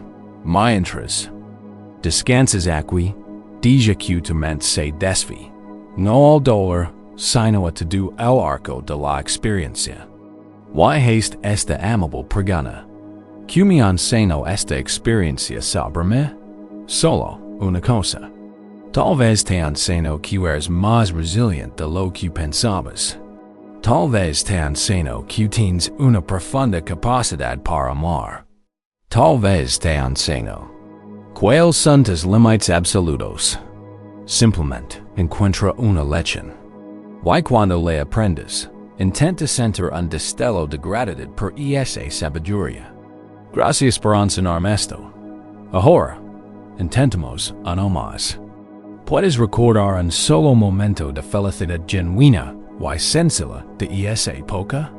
No un gran recuerdo romántico que te duela, sino algo pequeño. Un chiste compartido que los hizo reír a carcajadas. El sabor de un café en una mañana soleta. La comodidad del silencio con otra persona. Encuentra una pequeña joya perfecta. Guárdala en tu mente. Observa los detalles. Siente la emoción solo por un instante. Y luego, da las gracias en voz baja por ese momento. Sucedió. Fue real. Es parte de la riqueza de tu vida. No tiene por qué verse manchada por el final dot al hacer esto. No intentes vivir en el pasado. Estás haciendo las paces con él. Estás reestructurando tu cerebro. Durante meses, o quizás ecos, las vías neuronales que conectan con esta persona han sido vías de dolor, de carencia, de obsesión. Esta noche, acabas de crear un nuevo camino, un camino de gratitud. Puede que ahora sea un pequeño sendero, mientras que la carretera del dolor es ancha y transitada. Pero cuando más recorres este nuevo camino, más amplio se volverá. Soltar no se trata solo de liberar lo negativo. También se trata de integrar lo positivo de forma saludable. Se trata de reconocer que esta persona, esta experiencia, fue parte del camino que te trajo a este preciso momento de sanación. Fue una maestra. Fue un canalizador. El capítulo ha terminado. para la sabiduría que acquiriste es tuya para siempre. Y esa es una razón profunda para estar agradecido. Al descansar. Esta noche, dice que de corazón se no con la historia de tu perdida, sino con el zumbido tranquilo, suave y sanador de la gratitud. Hemos realizado la obra sagrada del perdón, liberando las cadenas del resentimiento. Hemos comenzado el proceso alquímico de transformar el dolor en gratitud, honrando las lecciones de nuestro pasado. A medida que estas viejas energias comienzan a asentarse, se abre un espacio en nuestro interior. Y en ese espacio comienza a resonar una pregunta poderosa y quizás aterradora. ¿Quién soy a sin ellos? Durante mucho tiempo, tu identidad pudo haber estado profundamente entrelazada con la de esa otra persona. Eres la mitad de un todo. Tus ideas, tus decisiones, tus pensamientos sobre el futuro fueron co-creados. Cuando se fueron, puede que hayas sentido como si una parte de ti fuera amputada. Te miras al espejo y ves un extrago. Pasas el día sintiendo como un fantasma, rondando los límites de una vida que ya no sientes del todo tuya. Esta sensación de pérdida del yo es uno de los dolores más profundos de una separación, y es lo que nos mantiene aferrados tan desesperadamente al pasado. Pensamos en ellos porque intentamos recordar quién somos. Aquí encontramos una de las enseñanzas más profundas y liberadoras del camino budista, la enseñanza de anatta o no yo. Esto no significa que no existes. Significa que no existes un ti fijo, sólido y independiente.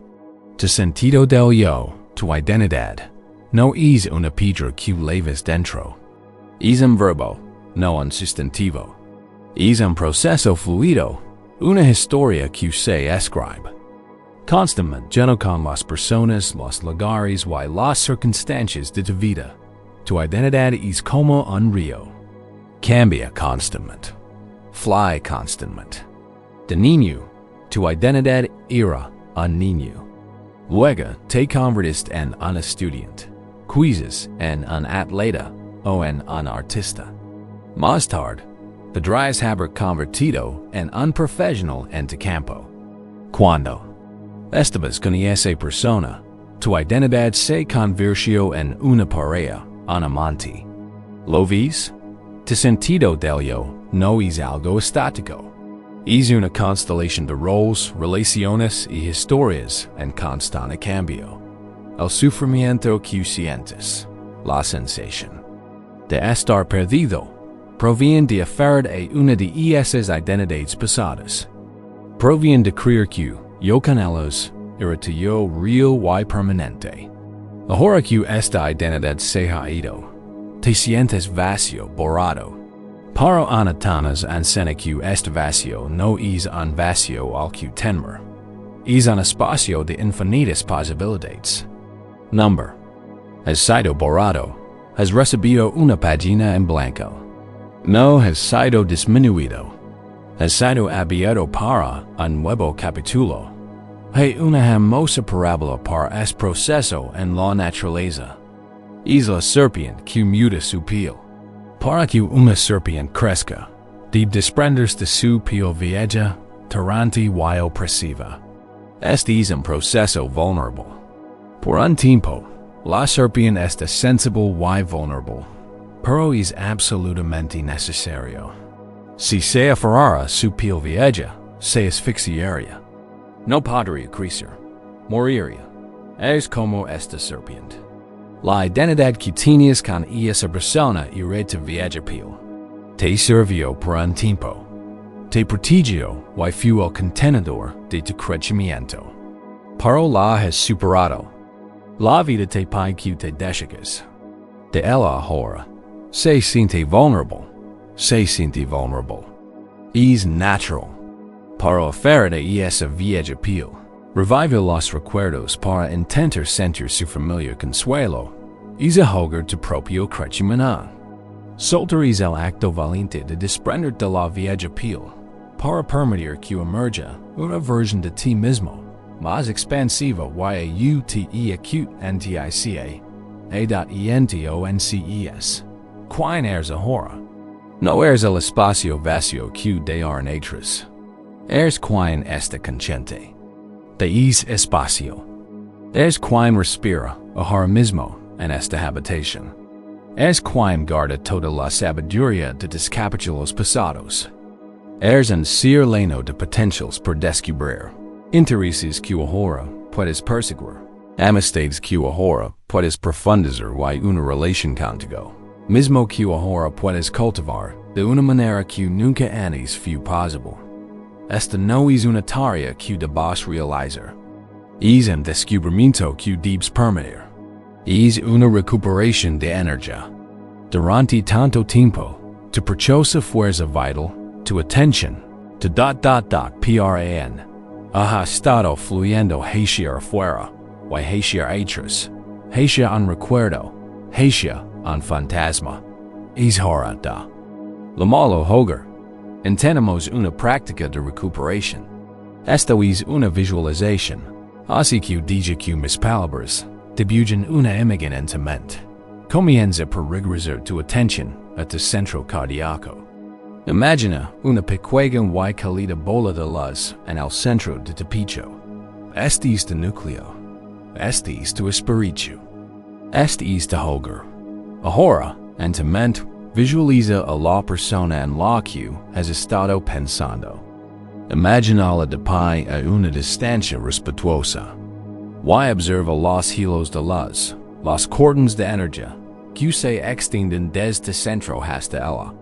Estos son los hilos de tu pensamiento constante, tu anhelo, tu reflexión, tu ayudará, tus interrogantes.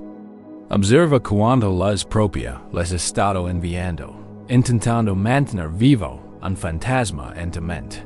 Ahora, con profundo amor y respeto, tanto por ti como por ellos, vas a recuperar tu energía. Mentalmente, realiza un gesto de liberación. Imagina tomar unas tijeras doradas y cortar esas cuerdas con suavidad y amor. O simplemente puedes verlas disolverse en luz. A medida que se liberan las cuerdas, observa cómo todos esos hermosos hilos de tu propia luz comienzan a fluir de regreso hacia ti. Observa este río de energía, de luz dorada, fluyendo de regreso a la esfera de luz en tu corazón. Siente cómo tu centro cardíaco se vuelve más cálido, relante y vibrante a medida que tu propia fuerza vital regresa a casa. No es un acto agresivo. Es una recuperación amorosa y necesaria. No les estás quitando nada. Simplemente estás recuperando lo que siempre ha sido tuyo. Tu propia atención, tu propio enfoque, tu propia y preciada vida. Siente esta sensación de plenitud. Siente esta sensación de ser autónomo, radiante y completo. Aquí y ahora, tal como eres. Respira. Con esta sensación. Este es tu verdadero yo. No la mitad de tu sign. Un ser completo, con tu propia luz de la pregana no es quien sois en ellos. La pregana es, en quien elijo convertirme con toda esta hermosa energía que acabo de recuperar. La pizarra está en blanco. La página está en blanco. La vieja piel se ha desprendido. Descansa en este espacio de pura potencial. No está vacío, está lleno de posibilidades. Y el viaje de descubrir que crece a continuación es la gran aventura sagrada de tu vida. Una aventura que comienza esta noche, mientras descansas profundamente en la plenitud de tu propio ser. Acabamos de realizar el poderoso trabajo de recuperar nuestra propia energía, de llamar a nuestro espíritu a casa desde el pasado y adentrarnos en la plenitud de nuestro ser. Al sentarnos en esta nueva identidad recuperada, podemos empezar Acener una sensación de paz, un atisbo de libertad. Para entonces, des las sombras de la mente, una vieja y familiar voz puede empezar a susurrar. Es la voz del crítico interior. Dice, no deberías seguir sintiendo triste. Dice, te do. Fuda culpa. Dice, no te estás recuperando lo suficientemente rápido. Dice, porque sigues pensando en esto. Ya deberías haberlo superado. Esta voz es la maestra de la segunda flecha. Es la fuente de gran parte de nuestro sufrimiento más profundo. Juzga nuestro proceso de sanación, critica nuestros sentimientos, y acasal en nuestras heridas. Esta noche, aprenderemos a encontrarnos con esta voz no con resistencia, sino con una bondad revolucionaria. Aprenderemos el arte del diálogo interno compasivo. Durante la mayor parte de nuestra vida, nos han enseñado a ser duros con nosotros mismos. Creemos que ser duros con nosotros mismos nos motivará, que la autocrítica nos llevará a la superación personal. Pero la sabiduría del corazón nos enseña lo contrario. El autojuicio constante es como intentar cultivar un jardín pesitindo. Las planchas cada mañana. Nada puede florecer en un clima de hostilidad interna. La sanación requiere un clima de calidez, de seguridad, de ternura y encondicional la autocompasión, conocida en la tradición budista como karuna. Autocompasión no es lo mismo que la autocompasión o las excusas. La autocompasión dice, pobre de mí, y se pierde en la historia del victimismo. La autocompasión dice, esto es doloroso, y ofrece calidez y apoyo. La compasión es la respuesta valiente y tierna al sufrimiento, y así que lo vimos en otra persona o en nosotros mismos. Y amigo mío, has estado sufriendo. Mereces tu propia compasión más que nadie. Piensa en cómo tratarías a un amigo. Quería que viniera a ti con la misma historia que estás viviendo. Imagina que te contara que no podía dejar de pensar en alguien que había perdido, que se sentía desconsolado y agotado. Lo mirarías y le dirías, ¿qué te pasa? ¿Superalo de una vez? Claro que no. Suavizarías la voz. Quizás lo ofrecerías. Un abrazo. Lo escucharías con paciencia y amabilidad. Dirías, lo siento mucho. Eso suena increíblemente difícil. Sé amable contigo mismo. El arte de la autoconversación compasiva consiste simplemente en aprender a evocar esta misma cualidad de bondad hacia el interior. Se trata de convertirte en tu mejor amigo, especialmente en los momentos en que te sientes más perdido. El crítico interior prospera en el aislamiento. Te hace sentir como si fueras el único que se siente así, como si tu dolor fuera una señal de deficiencia personal. La compasión, en cambio, nos conecta con nuestra humanidad común. Reconoce que el desamor, el duelo y la encaranza no son fracasos personales. Son una parte universal de la experiencia humana. Amar es arriesgarse a la pérdida. Estar vivo es arriesgarse al dolor. Cuando sientes este dolor en tu corazón, no estás solo. Estás conectado con cada ser humano que alguna vez ha amado y perdido. Tu dolor no es un muro que te separa. Es un punto que te conecta con toda la familia humana. Probemos una práctica muy sencilla y directa para cultivar esta amistad interior. Puedes hacerla cada vez que sientes que te invade la tristeza, el arrepentimiento o el autocrítico, especialmente en la quietud de la noche. Te invito ahora a colocar una mano suavemente sobre tu corazón, o quizás una mano sobre tu vientre. Siente la calidez de tu propio tacto. Este gesto físico es importante. Es una señal directa a tu sistema nervioso. Una señal de cuidado, de consuelo, de seguridad. Es el gesto de un padre amoroso que calma su hijo. Ahora, respira lento y profundamente. Y reconocemos la verdad de este momento con tres simples reconocimientos. Mientras te tratas con amabilidad, repite estas frases en silencio, diciendo que se posan en tu corazón en la primera frase. Este es un momento de sufrimiento. Simplemente reconócelo. No exageres ni minimizas. Simplemente nombres la verdad. Esto duele. Esto es doloroso. Esto es tristeza.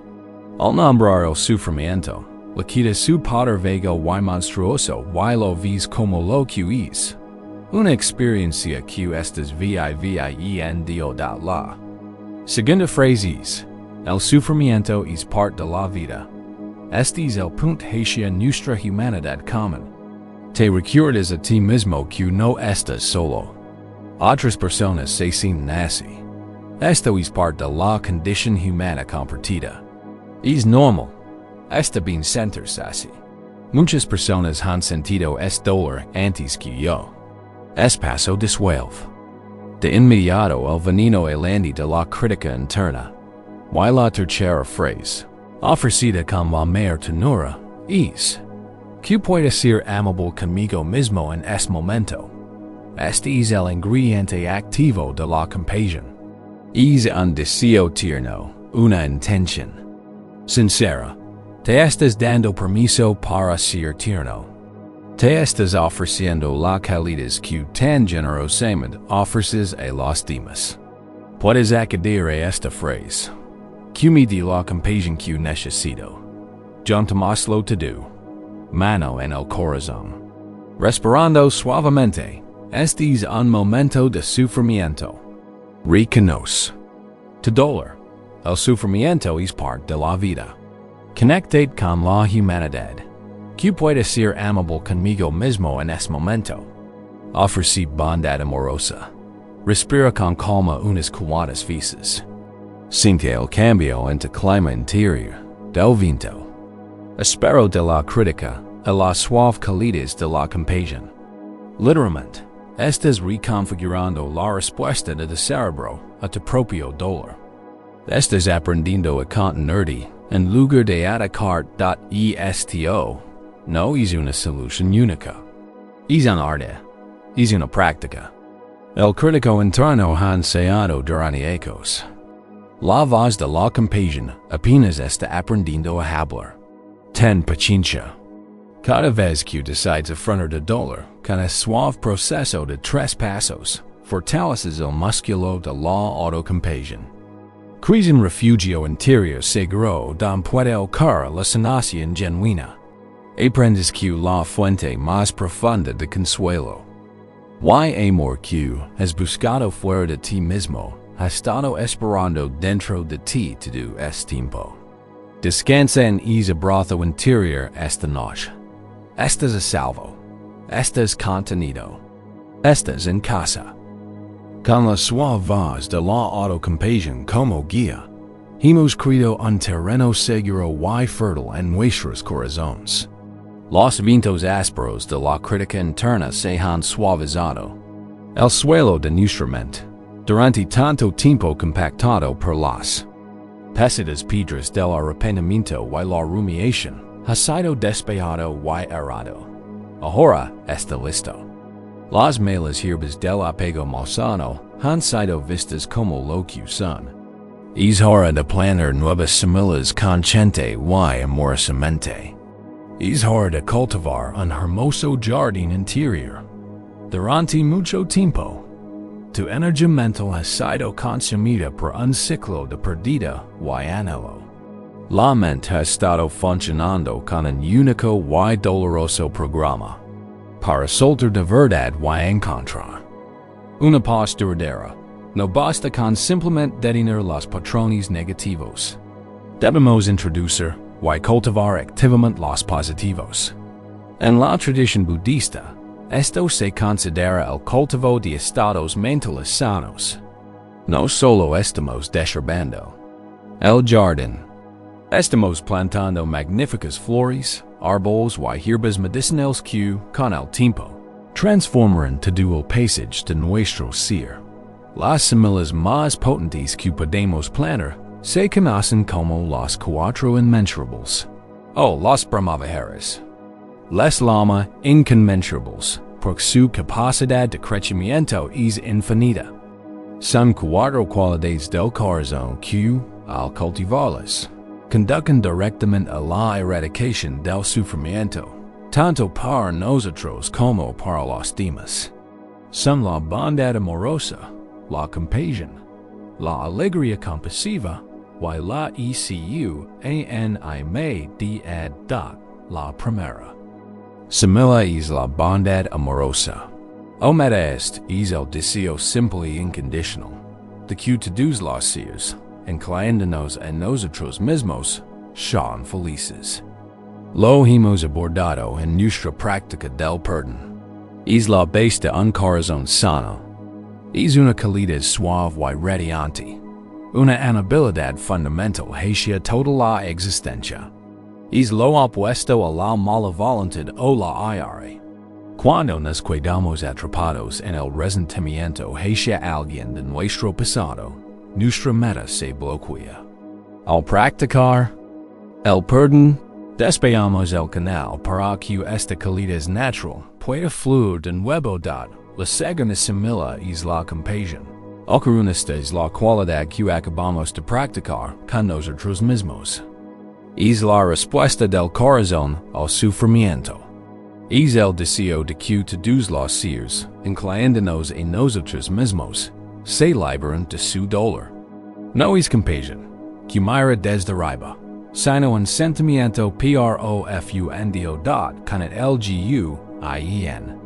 Dice, veo tu dolor y estoy contigo.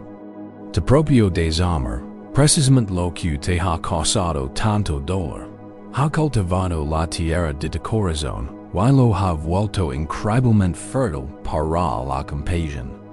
Tu herida puede convertirse en tu sabiduría, profundizando tu capacidad de comprender. Y conectar con el sufrimiento, la tercera semilla, es quizás el antídoto más poderoso contra el dolor que has estado sintiendo. Es la alegría empática. Esta es la capacidad de sentir felicidad por la felicidad ajena. Es lo opuesto a los celos y la envidia. Cuando nos perdemos en nuestra propia historia de carencia y perdida, nuestro mundo se vuelve muy pequeño y egocéntrico. Vimos a otras parejas felices y sentimos una punzada de amargura. Nos enteramos de la buena fortuna de un amigo y sentimos una sombra cruzar nuestro corazón. Este es una señal de que mudita no está desarrollado. Practicar la alegría empática es un acto radical de expandir nuestro mundo. Es la práctica de buscar conscientemente la felicidad de los demás y permitirnos compartirla. Cuando ves reír a un niño, en lugar de dejar que sea un ruido de fondo, puedes hacer una pausa y sentir un destello de esa alegría pura en tu corazón. Cuando un compañero recibe un ascenso, puedes celebrar conscientemente su éxito como si fuera tuyo. Esta práctica es tan poderosa porque nos muestra que la alegría no es un recurso escaso, es abundante. Al deleitarnos con la felicidad de los demás, experimentamos alegría cientos de veces al día, en lugar de esperar que algo bueno suceda en nuestra pequeña historia personal. Nos libera de la prisión de la comparación y nos conecta con el océano de alegría que nos rodea, y la cuarta y última semilla es la ecuanimidad. Esta es la sabiduría suprema de las cuatro. Es un equilibrio mental profundo y inquebrantable. Es la capacidad de estar con lo agradable y lo desagradable, la alegría y la tristeza, la ganancia y la pérdida, sin desestabilizar. Es la cualidad de la gran montana que se mantiene estable, ya sea azotada por tormentas o pagada por la luz del sol. Es comprender que la vida es un flujo y reflujo constantes, y que la verdadera paz no proviene de intentar aferrarse a lo agradable y rechazar lo desagradable, sino de encontrar una aceptación plena de todo ello. La equanimidad es la paz profunda, que puede albergar tanto la gratitud por el hermoso pasado como la tristeza de su fin, todo al mismo tiempo, sin necesidad de elegir entre ellos. Hay una parábola sobre un granjero sabio que quería crear el jardín más hermoso de la tierra. No se limitó a arrancar la maleza, y espera que todo saliera bien. Recorrió su tierra a diario. Sembró deliberadamente semillas para los árboles más fuertes, las flores más fragantes y las hortalizas más nutritivas. Los regó, los protegió de las plagas y les dio luz solar. Sabía que si cultivaba con diligencia estas plantas saludables, sus raíces crecerían fuertes, sus hojas darían sombra y, con el tiempo, simplemente no habría espacio en ellas para que crecieran las malas. Esto es lo que debemos hacer con nuestra mente. Debemos convertirnos en sabios agricultores de nuestro propio corazón. Planemos estas 4 semillas ahora mismo, en una meditación breve y suave. Vuelve tu atención al centro de tu corazón. Primero, siembra la semilla del amor bondadoso. Respira y decide en silencio para ti y para todos los seres. Quisimos felicitante. Una sensación de suave calidez. A continuación, siembra la semilla de la compasión. Piensa en tu propio dolor y en el dolor de los demás, y decide, que estamos libres del sufrimiento. Siente un sentimiento de tierna solidaridad. Ahora, siembra la semilla de la alegría empática. Piensa en alguien que esté feliz y bien ahora mismo. Un amigo, un familiar, incluso un desconocido sonriendo. Comparte su alegría y decide, me alegro de tu felicidad. Que tu alegría continue. Siente una sensación de delight expansivo. Finalmente, siembra la semilla de la equanimidad. Siente la base de decir, estable y tranquila. Reconozca la vida trae alegría y tristeza, y inspira una profunda paz equilibrada. Afrontaré los cambios de la vida con equilibrio y paz. Acabas de planear un jardín poderoso. No necesitas verlo florecer de la noche a la mañana. El agricultor sabe que las semillas requieren tiempo. Tu trabajo consiste simplemente en regarlas con atención cada día. Al desviar tu atención de las malas hierbas del pasado hacia el cultivo de estas hermosas cualidades, no solo estás abandonando una vieja historia, estás escribiendo activamente una nueva. Estás cultivando un jardín tan hermoso, tan vibrante, tan lleno de vida, que los fantasmas del pasado ya no encontrarán refugio allí. Se convertirán en lo que son, maras sombras que se desvanecen. En la brillante y cálida luz de tu corazón floreciente. Por supuesto, emprendemos juntos la siguiente etapa de nuestro camino. Hemos plantado nuevas semillas en el jardín de la mente. Ahora, aprenderemos las herramientas para cuidar este jardín. En el presente, para encontrar la sabiduría que se esconde en su tierra, y para alcanzar la libertad suprema que es nuestra verdadera naturaleza. En nuestra última sección, nos convertimos en sabios agricultores de nuestros propios corazones. Comenzamos la sagrada labor de plantar las inconmensurables semillas de la bondad amorosa, la compasión, la alegría compasiva y la equanimidad. Mientras cuidamos este jardín interior, nutriendo el futuro paisaje de nuestra mente, También necesitamos una herramienta poderosa y inmediata para esos momentos en que una tormenta de recuerdos amenaza con arrasarlo todo. Necesitamos un freno de emergencia para el tren desbocado de la rumia. Necesitamos un ancla que nos mantenga firmes en las aguas turbulentas del presente. Este ancla no es una idea compleja ni un concepto filosófico. Es algo que pasa en cada instante. Es tu propio cuerpo y las puertas al momento presente. Te 5 sentidos la mente es una viajera en el tiempo. Le encanta viajar al pasado para diseccionar lo que ha sido, o al futuro para preocuparse por lo que podría ser. De hecho, hará casi cualquier cosa para evitar la simple realidad del aquí y ahora. El cuerpo, sin embargo, no conoce otro tiempo que el presente. Tu cuerpo está siempre, indefectiblemente, en el ahora. No puede estar en ningún otro lugar. Tu respiración está sucediendo ahora. La sensación de la mente sobre tu piel está sucediendo ahora. Los sutiles sonidos de la habitación están sucediendo ahora. Por lo tanto, la forma más sencilla y directa de rescatar tu mente del teatro del pasado es guiarla a casa. La realidad del cuerpo. La mente no puede estar en dos lugares a la vez con la misma intensidad. Si está completamente absorta en el sabor de un sorbo de agua, no puede perderse simultáneamente en el recuerdo de una conversación de 5 ecos. Si está completamente concentrada en la sensación de calor en las manos, no puede generar ansiedad por el mañana. Estes. El secreto. No combatimos los pensamientos. Simplemente cambiamos de canal.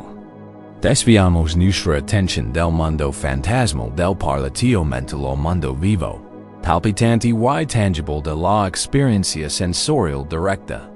Esta práctica te ayuda a conectar profundamente con la tierra.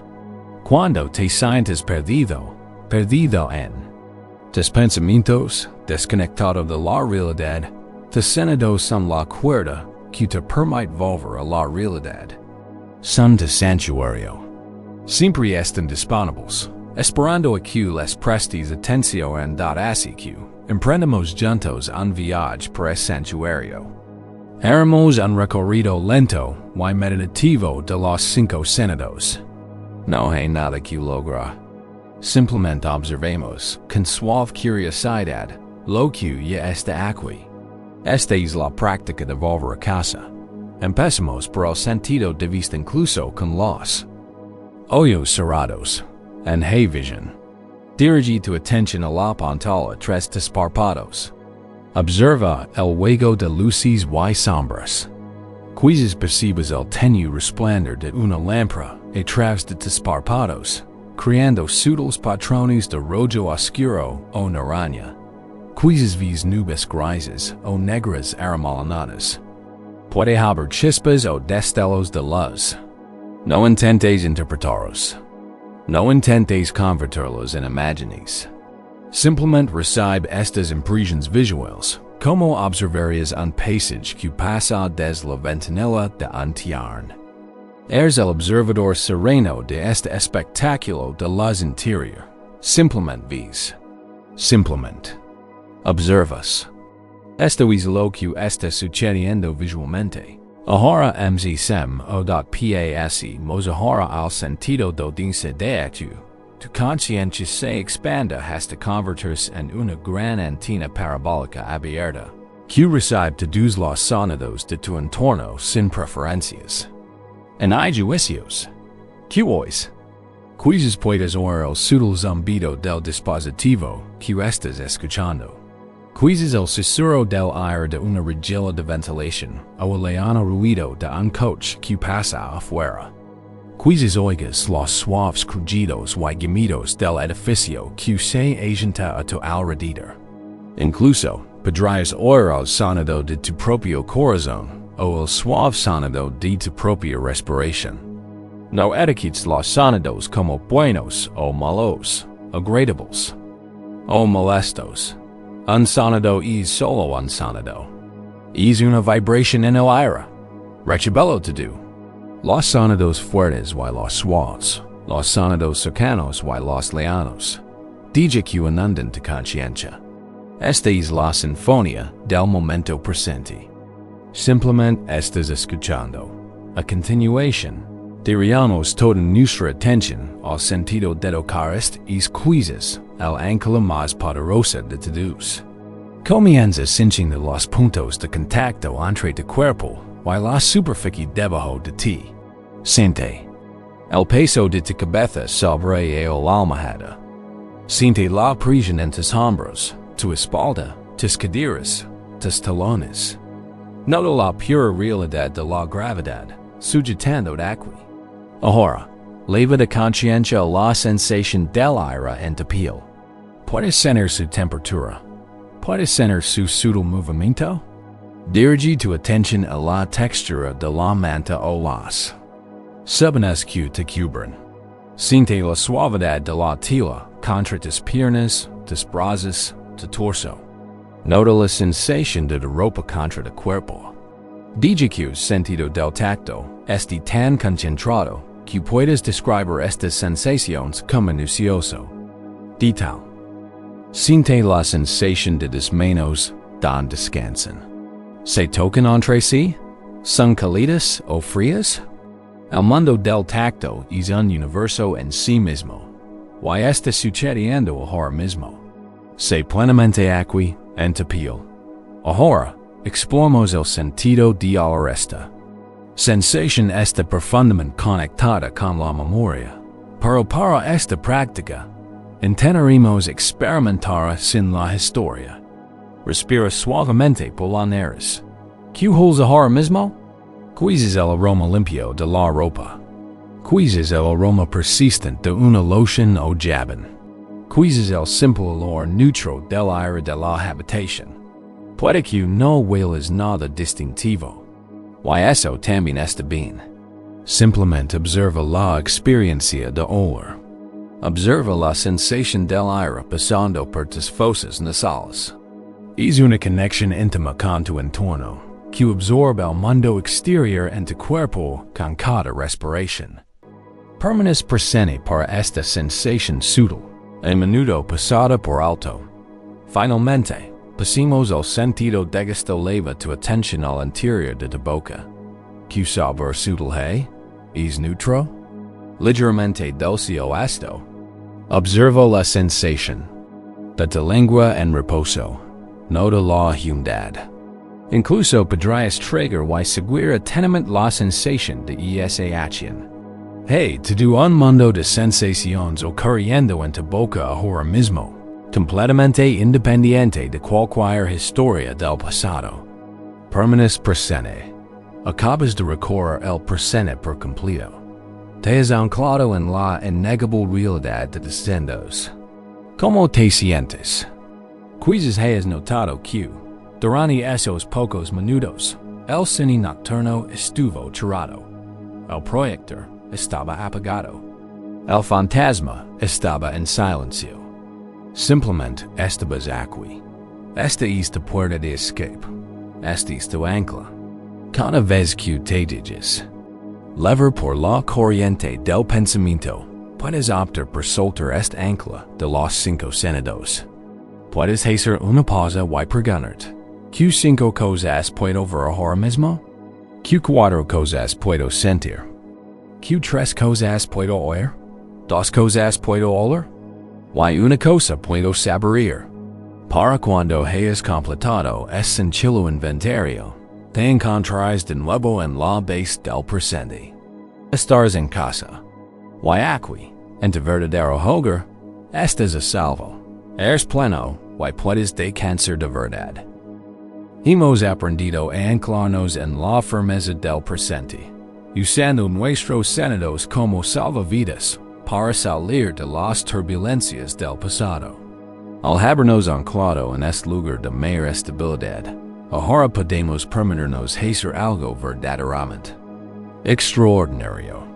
Podemos mirar al pasado, no con acaranza ni arrepentimiento, sino con la mirada buscador de sabiduría. Podemos acercarnos a la fuente de nuestro dolor, la misma herida que nos desvela, y plantarnos una de las preguntas más transformadoras del camino espiritual. ¿Cómo puede este dolor tener un propósito? ¿Cómo puede esta herida convertirse en una fuente de sabiduría? En nuestra cultura moderna, nos enseñan a ver el sufrimiento como un error, un problema que hay que solucionar, una herida que hay que ocultar y olvidar cuanto antes. Pero en muchas tradiciones de sabiduría ancestral, la herida no se considera el final de la historia. Se considera el comienzo de una más profunda. Es el lugar donde entra la luz. Es la materia prima con la que podemos forjar nuestra mayor fortaleza, nuestra compasión más profunda y nuestro propósito más auténtico. Hay una práctica hermosa y profunda en Japón llamada kintsugi, que significa unir con oro. Cuando una pieza preciosa de cerámica, un cuenco, una taza, un jarrón, se rompe, los maestros japoneses no la desechan. En cambio, emprenden un minucioso proceso de reparación. Reconstruyen meticulosamente los fragmentos rotos y reparan las grietas. Con una laca especial mezclada con oro, plata o platino en POL VO. El resultado es impresionante. El cuenco no solo se repara, sino que se transforma. Las grietas irregulares son ahora hermosas vetas de oro reluciente. El objeto no oculta su historia de rotura. La celebra. Las cicatrices se convierten en la parte más hermosa del objeto. Narrando una historia de resiliencia, de sanación, de una belleza que es más profunda y real por haber sido rota. Kintsugi el cuenco se considera más valioso, más precioso y más hermoso de lo que era antes de romperse. Esta es la promesa de dejar tu dolor. Tu corazón, como es cuenco, se ha roto. La herida se siente fea y dentada. Tu instinto es ocultarla, fingir que nunca sucedió. Pero el camino de la sabiduría te invita a convertir en KINTSUGI maestro de tu propio corazón. Te invita a ver las grietas no como una señal de tu imperfección, sino como los caminos por donde ahora puede fluir una sabiduría dorada. Tu sufrimiento no es un evento aleatorio y sin sentido. Es una iniciación. Es una herida sagrada que, si se atiende con valencia y cuidado, puede hacer más hermoso, más compasivo y más completo que hace que comencemos este arte sagrado. Recallamos los pedazos de nuestro corazón y encontramos el oro. Se trata de intelectualizar el dolor. Se trata de metabolizarlo en medicina. Los invito ahora a una reflexión tranquila. Pregúntense, con sincera curiosidad, ¿qué fuerza me ha obligado a encontrar este dolor en mi interior? Pausa por un momento de silencio. Quizás, antes de esta experiencia, no sabías lo resiliente que eres. Has soportado noches de insomnio, heridas de dolor, una profunda soledad. Y aún así, sigues aquí, respiras, buscas sanación. Este dolor te ha revelado una fuerza interior, una voluntad de vivir y sanar, que es como una roca en lo más profundo de decir. Puedes sentir admiración por esa fuerza. Esa es la primera veta de oro. Quizás este dolor te haya enseñado el verdadero significado de la compasión. Antes de que te rompieran el corazón, quizás hayas escuchado del dolor lleno con una compasión distante, pero ahora te saber conoces la textura del duelo. Conoces el dolor de la añoranza. Esta herida te ha abierto el corazón y te ha conectado con el sufrimiento de todos los seres. Cuando ahora vis a otro sufre, lo vis con nuevos ojos. Tu corazón se ha ablandado, se ha vuelto más espacioso, más capas del mar. Esta profunda empatía es un tesoro excepcional y preciado. Y esa es otra veda de oro. Quizás esta experiencia te ha servido como una poderosa aclaración de tus valores. Te ha mostrado, sin lugar a dudas, lo que es realmente importante para ti en la vida y en tus relaciones. Ha disipado lo superficial y te ha dado con la cruda y honesta verdad de lo que tu corazón necesita para sentir seguro, respetado y amado. Esta claridad es una brújula invaluable que te guiará por el resto de tu vida. Es un regalo que nace directamente de tu dolor. Esto también es una veda de oro brillante. Ahora planteamos la segunda pregunta. ¿Quién me ha enseñado esta? Herida que no habría podido aprender de otra manera. Pausa otra vez para una reflexión tranquila. Quizás hayas aprendido que no puedes confiar tu propia felicidad en nadie. Has aprendido que la paz y la satisfacción verdaderas y duraderas deben cultivarse desde dentro. Te has visto obligado, por necesidad, a convertir en tu propio santuario, tu propia fuente de consuelo. Esta es la base de la madurez espiritual. Quizás hayas aprendido la importancia vital de los límites, de decir tu verdad y de honrar tus propias necesidades. Has aprendido que tu bienestar es tu sagrada responsabilidad. Quizás, lo más profundo, es que esta experiencia te ha abierto el corazón a los grandes misterios de la vida, al amor, a la pérdida, a la impermanencia, a la increíble y dolorosa belleza de esta efímera existencia humana. Te ha enriquecido.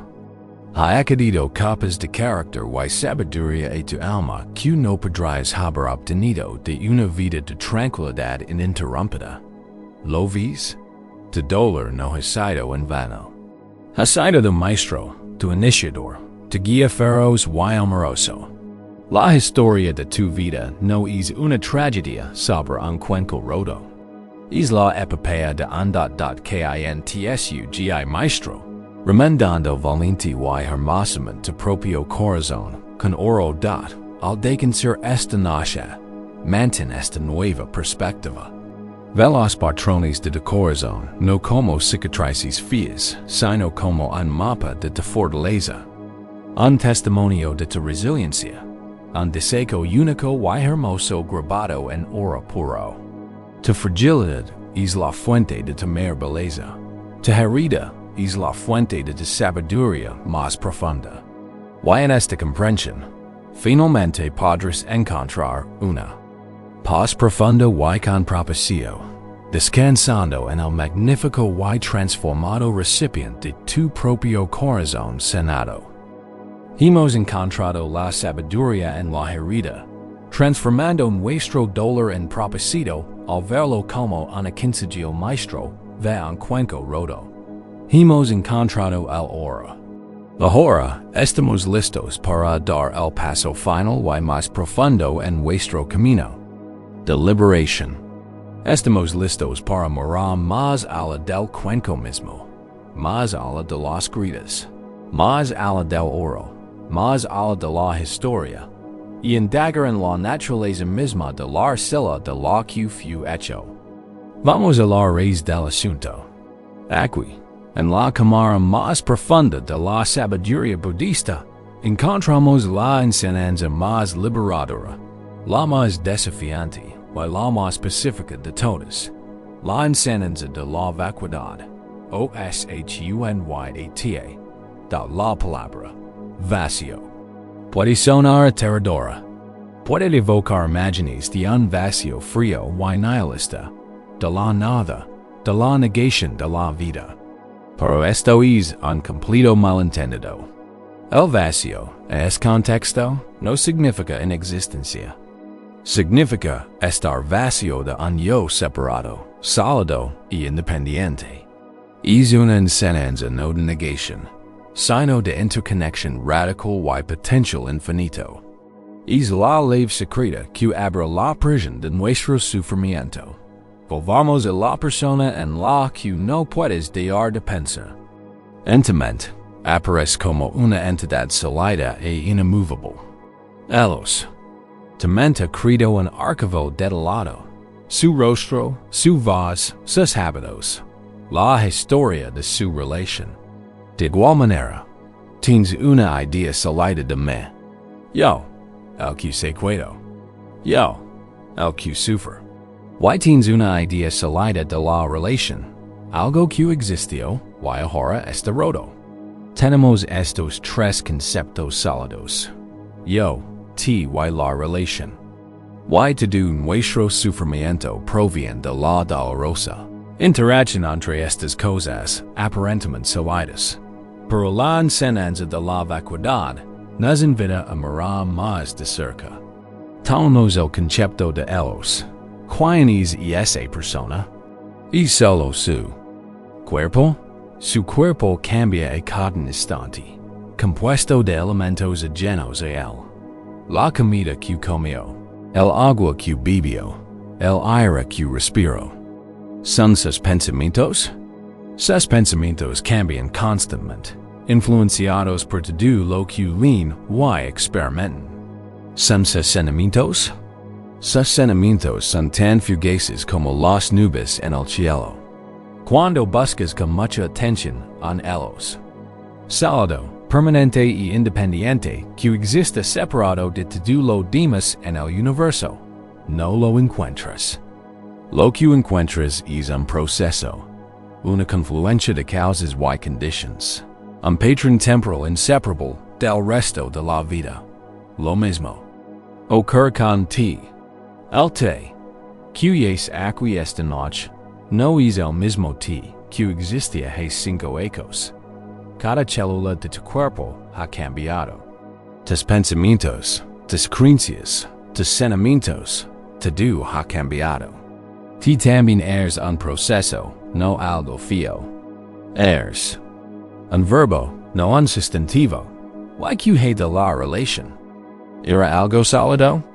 ¿O era una danza en constante cambio de interacciones, percepciones, momentos compartidos y malentendidos? No era un objeto estático que se rompía, como un plato. Era un patrón climático que ya ha pasado. Este es el significado de la vacuidad. Todo, al observarlo profundamente, está vacío de un ser sólido y separado. Todo está interconectado. Todo surge no por sí mismo, sino en dependencia de todo lo demás. La flor está vacía de un ser separado, porque está hecha completamente de elementos que no son flores. La luz del sol, la lluvia, la tierra, la bella. Coexiste con todo el universo. ¿Por qué es esto tan liberal? Porque si el tú que sufre no es sólido ni permanente, y el que extragas no es sólido ni permanente, y el dolor que sientes no es un objeto sólido alojado en tu corazón. Entonces todo se vuelve viable, todo es fluido, todo puede cambiar. No eres una víctima sólida, en ellos un perpetrador sólido. Son dos procesos fluidos que una vez fluyeron juntos y ahora se separan. El dolor no es una manca permanente en tu alma. Es una condición climática temporal en el vasto cielo abierto de tu conciencia. Pensalo así. Estás teniendo una pesadilla. En el sueño, un monstruo aterrador te persigue. Tu corazón late fuerte, sudas, tu sufrimiento y siguen. Persiguen real, en el contexto del sueño entonces. Despiertas. En ese instante, la sucede al monstruo, se devanes. ¿A dónde fue? No se fue a ninguna parte, porque, para empezar, nunca fue un monstruo sólido e independiente. Era una proyección de tu propia mente. Estaba vacío de un yo separado. Su naturaleza era la de un sueño. En el momento en que te das cuenta de esto, Es libre. Los pensamientos obsesivos sobre la persona que extraga son el monstruo del sueño. El teatro nocturno es el pasaje onirico. La enseñanza del vacío es el acto de despertar. Es la comprensión de que las historias y identidades aparentemente sólidas en la mente están hechas de materia onirica. Están hechas de pensamiento. Y es el soñador que puede despertar de ellas. En el Zen existe una práctica de debiar. En eso, un círculo con una única pincelada fluida. El ense simboliza el universo entero. Es un círculo, por lo tanto, una forma, pero también está vacío por dentro. Representa la profunda verdad de que la forma es vacío, y el vacío es forma. La persona, los recuerdos, el dolor. Estos son la forma, la tinta del círculo. Su naturaleza fluida, impermanente y interconecta es el vacío. No son dos cosas separadas. Mientras descansas esta noche, no necesitas comprender esto completamente. Con tu intelecto. Simplemente diga que esta idea te inunda. Que si una semilla de liberación plantada en lo profundo de tu conciencia. Considera la posibilidad de que la pesada y salida historia de dolor sea en realidad tan liviana y fluida como un sueño. Considera la posibilidad de que la persona que extragas no sea una estrella fija, sino una nube pasajera.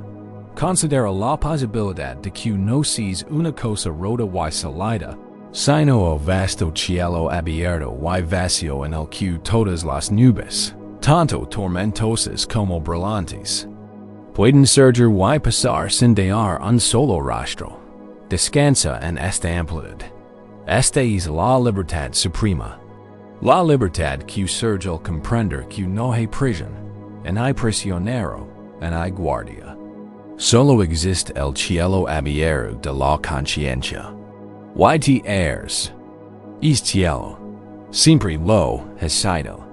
Solo tienes que reconocer de propia naturaleza vasta, ilimitada y pacífica.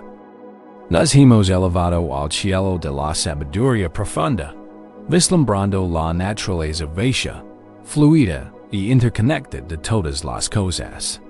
Hemos visto que la sólida historia de nuestro dolor se asemeja más a un sueño que a una realidad. Ahora, regresamos. De es vasto cielo abierto y aterrizamos, con suavidad, de nuevo en la suave y cálida tierra de nuestro propio cuerpo, aquí, en esta habitación, en este momento. Porque la verdad última del universo encuentra su expresión más compasiva y práctica en el simple y humilde acto de estar presente. Tu verdadero hogar no es una idea filosófica elevada. Tu verdadero hogar es el gran maestro Zen Thich Nhat Hanh enseñó esto con una hermosa simplicidad. Dio, el pasado ya pasó, el futuro no ha llegado. Solo hay un momento para vivir, y es el momento presente. Durante mucho tiempo, has intentado vivir en una casa que ya no existe, la casa del pasado. Has vagado por sus habitaciones vacías, tocando los fantasmas de los muebles viejos, respirando el polvo del recuerdo, pero ya no vives allí. Es hora de volver a casa de tu verdadero hogar, es esta inhalación. Y esta exhalación, es así de simple, es así de accesible. La paz no es un destino al que llegarás una vez que finalmente te hayas arreglado o superado las dificultades. La paz es un lugar que puedes habitar ahora mismo. Siempre está disponible. La puerta principal siempre está abierta. La clave es tu propia atención, así que entremos juntos en este hogar. Cerremos la puerta al pasado, solo por esta noche. Y emprendemos un largo viaje sanador hacia el estado más profundo de descanso. No queda nada por resolver. No hay nada que analizar. El tiempo de pensar ha terminado. El tiempo de descansar ha comenzado. Esta es una práctica de entrega total. Dirige tu atención, tan suavemente como el aterrizaje de una pluma, a las puntas de los dedos de tus pies. Sin moverlos, simplemente siéntalos. Envíales un mensaje silencioso de gratitud por haber ayudado a vivir en este mundo. Y dales permiso para que se dejen ir por completo. Imagina que toda la atención, toda la inquietud, se drena de dedos, dejándolos suaves, cálidos y pesados. Deja que esta ola de relajación fluya hacia la planta de tus pies. Siente como se relajan los arcos de tus pies. Siente como se hunden tus talones pesados y relajados. Tus pies han hecho un largo viaje. Están cansados. Déjalos descansar ahora. Por completo. Deja que esta suave y cálida ola de liberación fluya hacia tus tabillos y pantorrillas. Deja que los músculos de la parte inferior de tus piernas se relajen y se relajen. No tienes que caminar a ningún lado esta noche. Has llegado. Déjalos ir. Siente como la relajación recorre tus rodillas, liberando la tensión acumulada en estas complejas articulaciones. Y deja que fluya hacia los músculos grandes y fuertes de tus muslos. Siente como estos poderosos músculos se ablandan como la mantequilla, liberando por completo cualquier presión o sugestión. Tus piernas ahora están pesadas, cálidas y profundamente relajadas. Concentrate en tus caderas, pelvis y glúteos. Esta es una zona donde acumulamos mucha tensión profunda y muchas emociones sin procesar. Conscientemente, invita a esta zona a relajarse. Con cada exhalación, imagina que te hundes más profundamente en la superficie bioti, sostenido y apoyado. Suelta la tensión. Suéltala. Estás a salvo. Ahora, deja que esta hermosa ola de paz fluya por tu columna. Siéntela extenderse por la zona lumbar, liberando el peso que has estado cargando. Siéntela ascender por la espalda media y la superior, relajando todos los músculos entre los omóplatos. Deja que la relajación fluya hacia tu abdomen.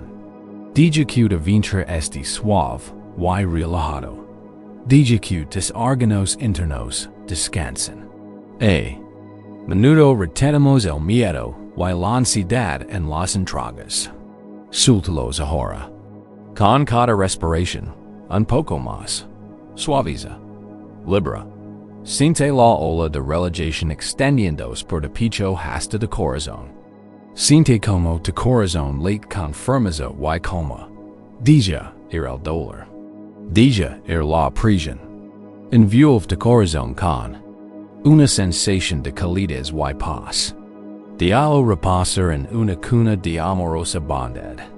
Deja que esta sensación de paz fluya por tus brazos, por tus bíceps y tríceps, tus codos, tus antebrazos. Deja que se acumule en las palmas de tus manos y fluya por las yemas de cada dedo. Tus brazos están pesados, flácidos y serenos. Están en paz. Ahora, dirige tu atención a tus hombros. Aquí es donde levamos el mundo. Suéltalo, solo por esta noche. En tu próxima exhalación, siente como tus hombros se derriten, lejos. Desarrollas. Suelta la carga. Deja la bolsa de piedras en el suelo. Que son pesadas, suaves y completamente a gusto. Deja que la relajación fluya por tu cuello, liberando la columna que sostiene tu cabeza. Déjala libre y relajada. Deja que relaje los músculos de la base del cráneo. Y ahora, deja que te bebe el rostro con suavidad. Relaja la mandíbula. Deja un pequeño espacio entre los dientes. Suaviza los labios y las mejillas. Deja que la lengua descanse plácidamente en la boca. DGQ los pequeños y expresivos musculos alrededor de los hoyos se relajan por completo. Alisa el entreseo. DGQ de frente se convierte en un amplio campo de paz. Por último, DGQ esta ola de relajación en un todo de cuero cabeludo, while luego imagina que fly desde lo más alto de tu cabeza, levandos consigo cualquier resto de pensamiento, preocupación o tensión. Todo de cuerpo se encuentra ahora en un profundo descanso. Te sientes pesado, cálido y en paz. Estás en casa. No hay nada más que hacer. Ningún otro lugar donde estar. Simplemente descansa aquí, en el tranquilo santuario del momento presente. Si surgen pensamientos, déjalos ser como nubes distantes en un cielo vasto y sereno. Tu atención está aquí, con la sensación de tu cuerpo profundamente relajado. Este es tu ancla. Este es tu refugio. Este es tu hogar. Descansa ahora. Descansa profundamente. Mientras yaces aquí, suspendido en este estado de profunda quietud, flotando al borde del sueño. Cuisinotes que simplemente estás consciente. Eres consciente del peso de tu cuerpo. Eres consciente del susurro de mi voz. Quizás percibes un sonido distante o una ligera picazón en la piel. Y sin embargo, nada te perturba. Descansas en un espacio vasto y apacible que puede albergar todas estas experiencias sin ser perturbado por ellas. Este estado mental equilibrado, espacioso y sereno tiene un hermoso nombre: la sonrisa de Buda. Es la cuarta y última de las inconmensurables cualidades del corazón. La equanimidad. Equanimidad, es el fruto de toda nuestra práctica. Es la paz profunda que surge de comprender y aceptar verdaderamente la naturaleza de la realidad. Es el desapego definitivo. Hemos practicado el desapego de la persona, la historia y el pasado. La equanimidad es renunciar a la necesidad de controlar nuestra propia experiencia interior. Es el fin de la guerra con nosotros mismos. Durante la mayor parte de nuestra vida, nuestra mente funciona como un guardián frenético. Intenta atraer todo lo que etiqueta como agradable y rechazar con violencia todo lo que etiqueta como desagradable. Surge una sensación placentera y la mente dice: mas no te vayas. Surge una emoción dolorosa y la mente dice: no, fuera de aquí. Constantemente nos afirmamos el placer y luchamos contra el dolor. Esta batalla interna es agonadora y es la raíz de todas nuestras enfermedades. La equanimidad es la sabiduría que finalmente ve la futilidad de esta guerra. Comprende la ley de la impermanencia. Todas las experiencias, tanto placenteras como desagradables, son como nubes que atraviesan el cielo. Surgen, permanecen un tiempo y desaparecen. Aferrarse a las placenteras es exponerse a la decepción. Luchar contra las desagradables es darles más energía y poder. La equanimidad elige una tercera opción. Permite que todas las experiencias vayan y vengan, sin aferrarse ni resistirse. Descansa en la vasta, serena y tolerante naturaleza del propio cielo. Imagine como una gran montana milenaria. Tu cima está en las nubes, tus raíces en lo profundo de la tierra. Has permanecido aquí durante millones de años. Te ha albergado un sol glorioso y cálido. Te han agitado lluvias torrenciales. Te han azotado vientos violentos y te has cubierto de nieve intensa. Has escuchado el canto de los pájaros y el rugido de los truenos. Y a pesar de todo, te has mantenido ti mismo, estable, con los pies en la tierra, inquebrantable. El sol no te es arrogante. La tormenta no te asusta. Simplemente permites que el clima de la vida fluya, sabiendo que es la montana inmóvil, no el patrón climático efímero. Esta estabilidad, como la de una montana, es de verdadera naturaleza. La equanimidad es la práctica de recordar esto. Es la paz que surge de la no interferir en sociedad, así que practicamos esto por unos momentos, mientras nos acercamos al sueño. Diga que tu conciencia si como la superficie de un lago en perfecta calma. Cualquier sensación que surja en tu experiencia es como una piedra que se al lago. Simplemente observa las ondas, y observa cómo se extienden y se disuelven en la quietud. Quizás notes una sensación de calor en los pies. No necesitas hacer de ella en secuera la mala buna. Simplemente nota. Calor. Y de el estar. Observala. Puede que se quede un rato.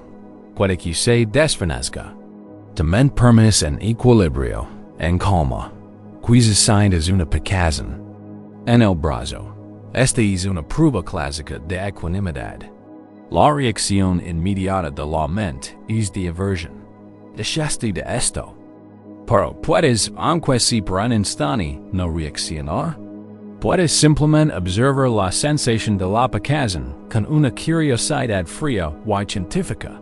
Observa su ubicación precisa. Observa su naturaleza. ¿Es aguda, hormiguea, zumba? Simplemente observa-la, sin moverte. Y observa que sucede.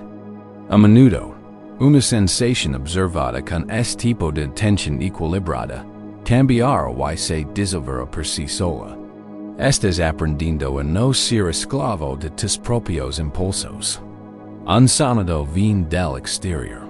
La mente podría etiquetarlo como molesto. Pero puedes soltar esa etiqueta y simplemente experimentarlo como pura sensación. Una vibración. Energía. Lo dejas surgir en el espacio de tu conciencia y lo dejas pasar. Sin la segunda flecha del juicio. Incluso podría surgir un pensamiento sobre la persona que has estado intentando dejar. Puede venir acompañado de una punzada de tristeza familiar. Es como una piedra más en el lago. Puedes afrontarla con la misma firmeza de una montana. La reconoces. La tristeza está aquí. Sientes su sensación física en tu cuerpo. Pero no te pierdes en la historia. No hagas la segunda flecha. Simplemente permites que este clima de tristeza esté presente en el vasto cielo de tu conciencia, sabiendo que también pasará. Esta es la paz definitiva. Es el fin de la lucha. Ya no exiges que la vida te dé solo sol. Ya no maldices la lluvia. Te has convertido en la montana, el cielo, el lago en calma. Has encontrado una paz que no depende de que las condiciones sean de cierta manera. Es una paz incondicional. Siempre está aquí. Es la sonrisa serena, receptiva y equilibrada de tu propio corazón despierto. Descansa en esta paz inquebrantable. Descansa en la inmensidad de tu propio ser. Ahora descansas en la paz inquebrantable de la montana, sostenido por la profunda quietud del lago profundo. Has viajado tan lejos esta noche. Has recorrido el teatro nocturno de tu mente. Has navegado por el gran río de la impermanencia. Has aprendido el arte dorado de .kintsugi con tu propio corazón. Has tocado el vasto cielo abierto de tu verdadera naturaleza. Ahora, al acercarse nuestro tiempo llenos a su fin, nos preparamos para ofrecer los hermosos frutos de nuestra práctica como un regalo. Primero, como una última unción amorosa para nosotros mismos, y luego como una bendición para todo el mundo. Este es un momento de profunda síntesis.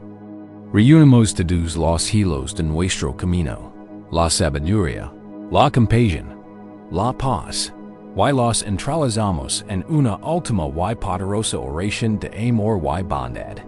Esta es la máxima expresión de nuestra sanación. Porque la verdadera sanación no es anto-egoísta. La paz que cultivamos en nuestro interior comienza a irradiar naturalmente hacia el exterior, conmoviendo con su suave calidez a todos los que conocemos y en quienes pensamos. Antes de comenzar esta ofrenda, reconozcamos una simple verdad. El camino de la sanación no es una línea recta, es una espiral. Puede que haya noches, en las próximas semanas o meses, en las que te encuentres de nuevo en el mismo escenario. Una tristeza familiar podría visitar. Una oleada de acaranza podría invaderte. Si esto sucede, no es señal de que hayas fracasado. No es señal de que este viaje haya sido en vano. Es simplemente la naturaleza de los viejos hábitos de la mente. Pero ahora eres diferente. Estás equipado. No te encontrarás con estos viejos fantasmas, con desesperación y frustración. Los recibirás como un buen amigo. Podrás decir, te veo, tristeza. Te conozco bien. Puedes poner una mano sobre tu corazón y ofrecerte el don de la compasión. Puedes anclar en los 5 sentidos. Puedes observar el pensamiento como una joya que flota río abajo. Tienes un montón de herramientas a tu disposición. Estos momentos no son fracasos. Son simplemente oportunidades para practicar, para profundizar tu sabiduría, para fortalecer tu compasión. Así que sé amable con tu camino. Sé paciente con el ritmo de tu corazón. Estás aprendiendo una nueva y sagrada forma de ser. Y ahora, comencemos la gran oración. La práctica final y completa de meta esta es nuestra bendición para el viaje. Deja que tu atención se centre de nuevo en tu corazón físico. Imagina esa cálida y radiante bola de luz que descubrimos antes, bailando con intensidad y firmeza. En tu pecho, esta luz es tu bondad innata, tu capacidad de amar y de tener paz. Con cada respiración, siente como esta luz se vuelve un poco más cálida, un poco más brillante. Esta es la luz de la bondad amorosa.primer, o sumergamos completamente en esta luz. Porque solo de una copalina podemos dar verdaderamente. Que estas palabras son una oración profunda y sincera por tu propio bienestar. Repítelas en silencio. Después de mí, dejando que el sentimiento de cada frase penetre en tus células. Que yo esté lleno de bondad amorosa. Que yo esté bien de cuerpo y de mente. Que yo esté a salvo de todos los peligros internos y externos. Que yo sea verdaderamente feliz y esté en paz. Pausa. Permíteme aceptarme tal como soy en este momento. Permíteme perdonarme por todas las veces que he actuado por miedo o dolor. Que pueda confiar en mi propia capacidad de sanar y crecer. Que yo sea mi propio protector, mi propio santuario, mi mejor amigo. Pausa más larga.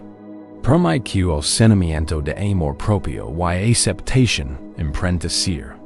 Ahora, manteniendo esta luz brillante y firme en tu interior, recordemos con delicadeza a la persona que ha sido protagonista de nuestro teatro nocturno. Mantén su imagen en tu mente, para mantenerla a una distancia prudente. Estás a salvo en la luz de tu corazón. No necesitas forzar ningún sentimiento en particular. No se trata de condenar sus acciones ni de querer reconectar. Este es el acto final y valiente de desmerdar tu propio corazón. Se trata de desear lo mejor para tu propia libertad. Desde la plenitud de tu corazón, extiende un rayo de esta luz hacia ella, y ofrecer esta bendición en dot así como yo deseo ser feliz. QTC's fellas. Así como yo deseo estar sano, QT también lo estés. Así como yo deseo estar salvo, QT también lo estés. Así como yo deseo vivir con facilidad, QT también puedes vivir con facilidad. Pausa. Q puedes estar libre de tu propia ira version. Q puedes liberarte de tu propio sufrimiento y sus causas. Q tu corazón encuentra paz. Te dije junto al río. Te libero. Me libero. Q ambos estamos en paz. Siente como las cuerdas energéticas del resentimiento y el apego se disuelven suavemente en esta luz de buenos deseos incondicionales. Siente la ligereza en tu corazón al liberar esta antigua carga. No lo haces por ellos. Lo haces por ti. Estás eligiendo la libertad. Finalmente, tomamos esta increíble y ilimitada luz de nuestro corazón y irradiamosla hacia afuera en todas direcciones a todos los seres sin excepción. Porque tu historia no es una tragedia única. Es la historia de la humanidad. Ahora mismo, en este preciso instante, millones de almas están despiertas, pensando en alguien que han perdido. Sienten el mismo dolor, el mismo anhelo, el mismo arrepentimiento. Tu dolor te conecta con todos ellos. Dije que tu sanación ahora se convierte también en un faro de esperanza para ellos. Imagina que la luz de tu corazón se expande, llenando la habitación en la que te encuentras. Luego, dije que se expanda aún más, llenando todo tu hogar, tu vecindario, tu ciudad. Visualiza extenderse como un amanecer dorado por todo el país, por todo el continente, por todo el planeta. Abraza a la tierra entera, con todos sus seres. En tu corazón compasivo, y ofrece esta gran y inconmensurable bendición. Que todos los seres estén llenos de bondad amorosa. Que todos los seres estén bien en cuerpo y mente. Que todos los seres estén a salvo de todos los peligros internos y externos. Que todos los seres sean verdaderamente felices y estén en paz. Pausa. Que todos los seres que se sienten solos sienten connection. Que todos los seres que estén de duelo encuentren consuelo. Que todos los seres con el corazón roto descubren su propia fuerza y sabiduría. Que todos los seres despierten a su propia naturaleza verdadera de paz y amor. Descansa en este estado de amor universal y ilimitado. Ya no eres un ser pequeño y aislado, curando una herida privada. Eres parte de la gran red de la vida, una fuente de luz sanadora para ti y para el mundo. Tu corazón es tan vasto como el universo.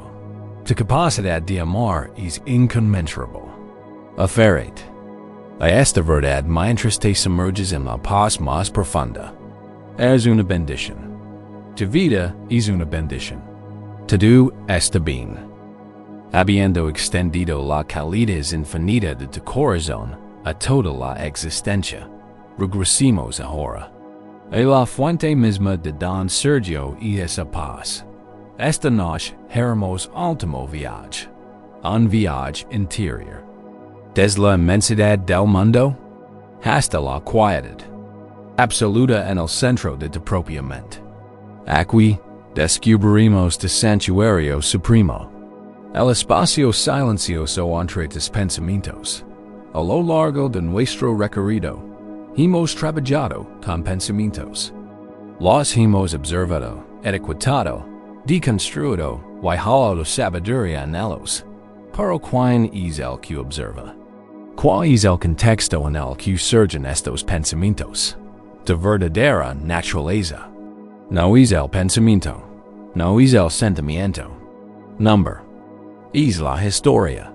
Tu verdadera naturaleza es la presencia silenciosa, despierta y consciente que lo presencia todo.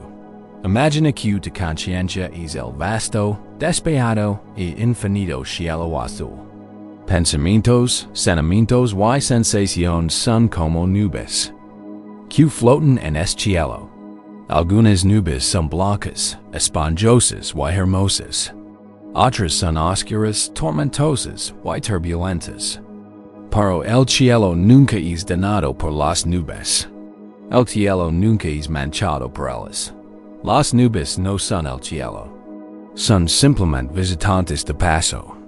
El cielo permite que todos vengan y que todos se vayan. Permanece como es.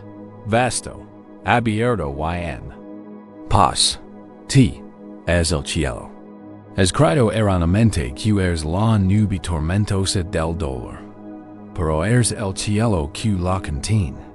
Y cuando las nubes se abren, solo queda el azul claro y brillante de tu propio ser. Es silencio. Este espacio no es algo que tengas que creer. Y está aquí. Siempre está aquí.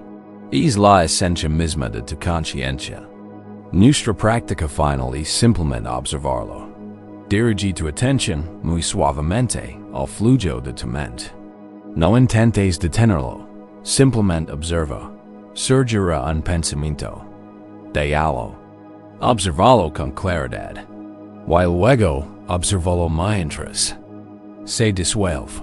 Y luego, nota el juco. Pausa larga. 15 to 20 segundos. Observa el espacio de silencio. Antes de que surja el siguiente pensamiento.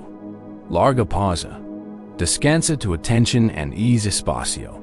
Puede que solo dure un segundo. O menos. Pero en ese segundo, hay una paz perfecta. No hay historia, no hay problema, solo hay quietud. Aquí viene otro pensamiento. Un recuerdo en plan, una palabra. Observalo. Déjalo pasar. Y luego de nuevo. Nota el silencio que sigue. Larga pausa. Es silencio es de verdadero hogar. Este es de santuario. Descansa aquí. Refugied en esta quietud. Larga pausa. No. Busques el silencio. No intentes forzarlo. Es solo otro pensamiento.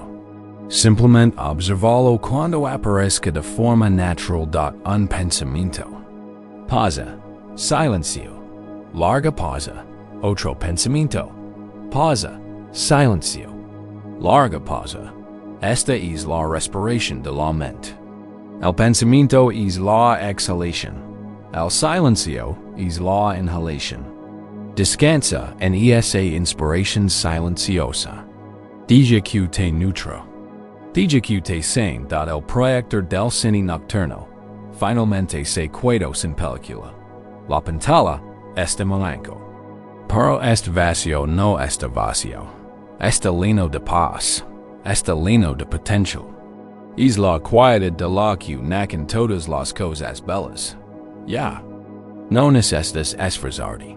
Simplemente descansas como la conciencia misma. Eres el cielo silencioso y espacioso. Si unas últimas nubes pasan, déjalas. No pueden hacer daño.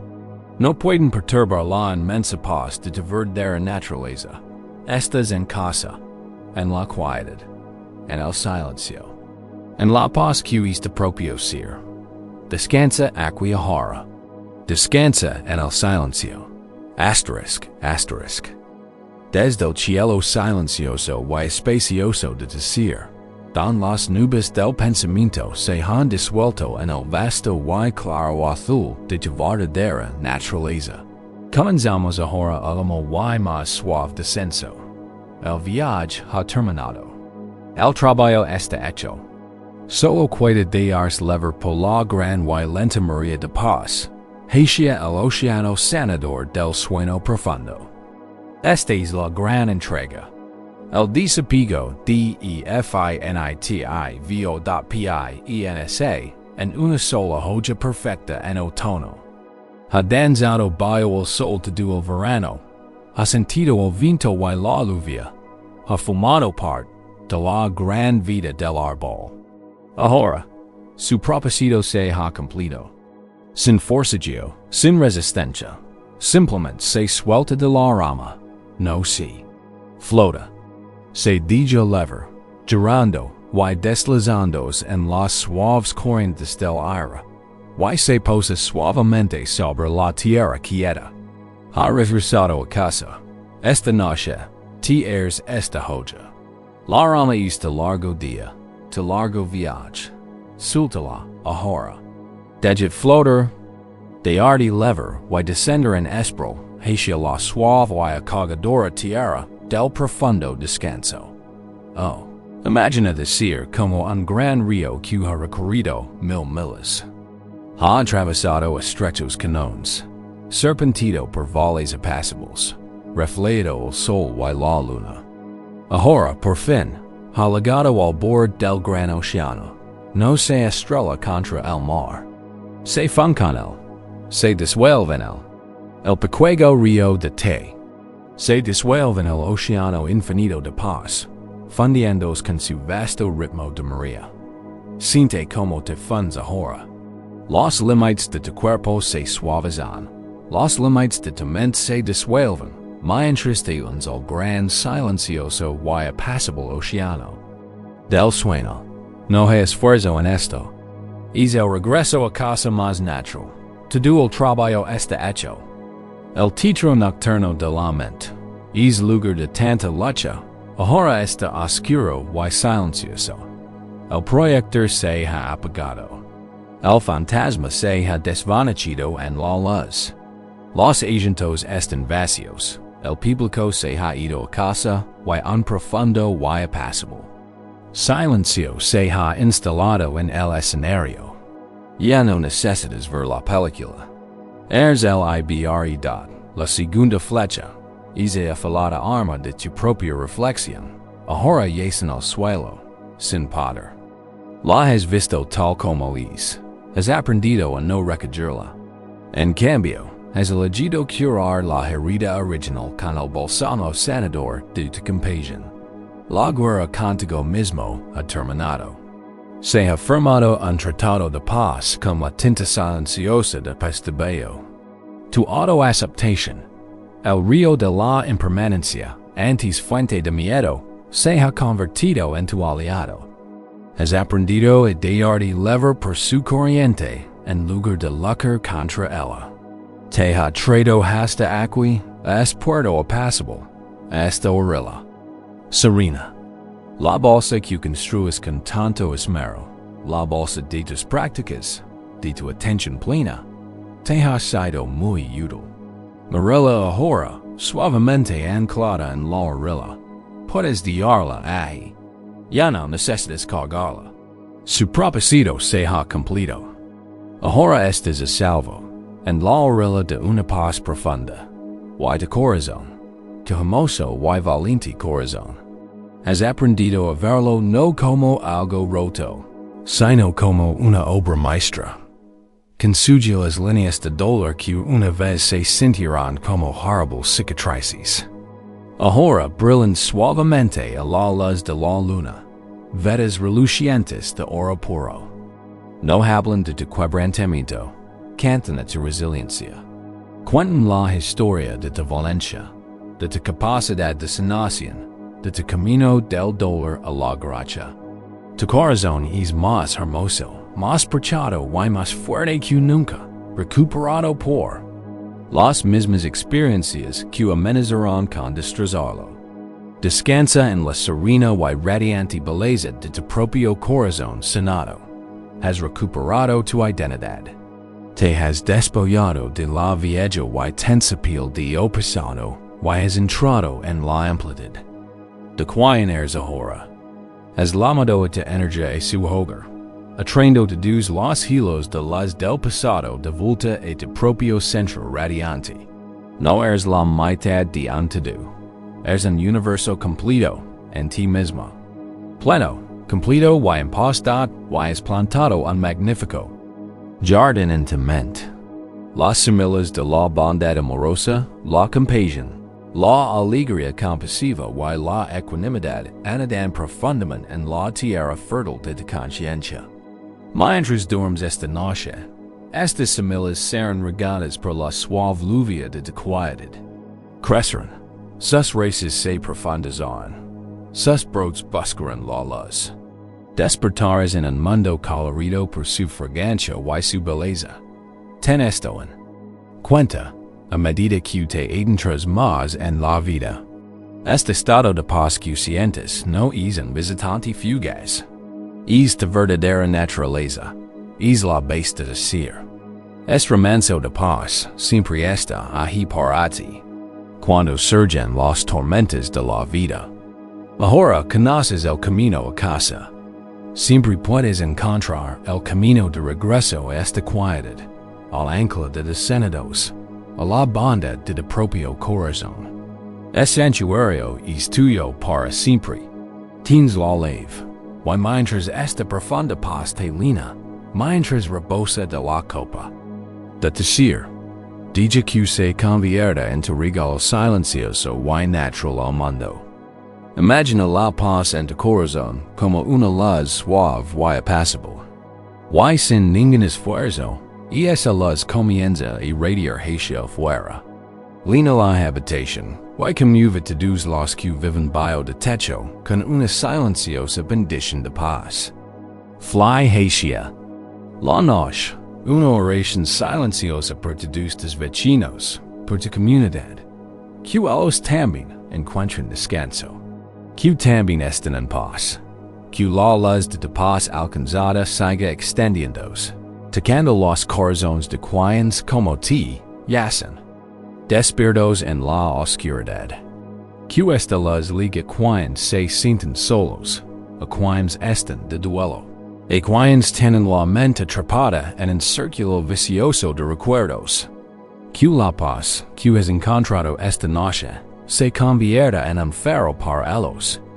Que sienten, de alguna manera misteriosa, que no estén solos. Que sepan que la sanación es posible. Que la paz es su derecho de nacimiento.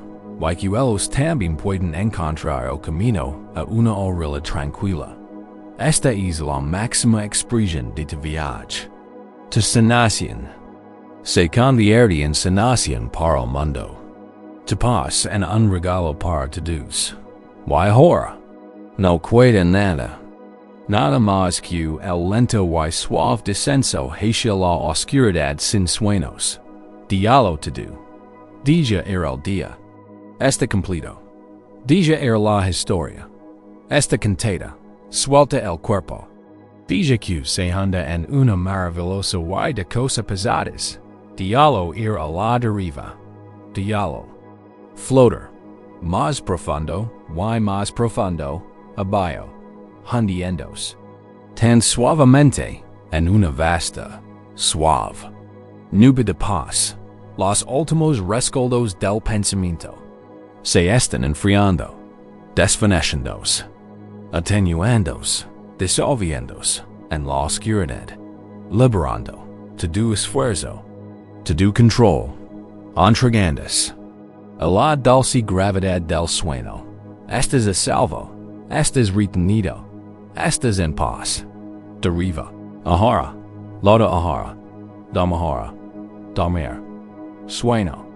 Profundo, profundo.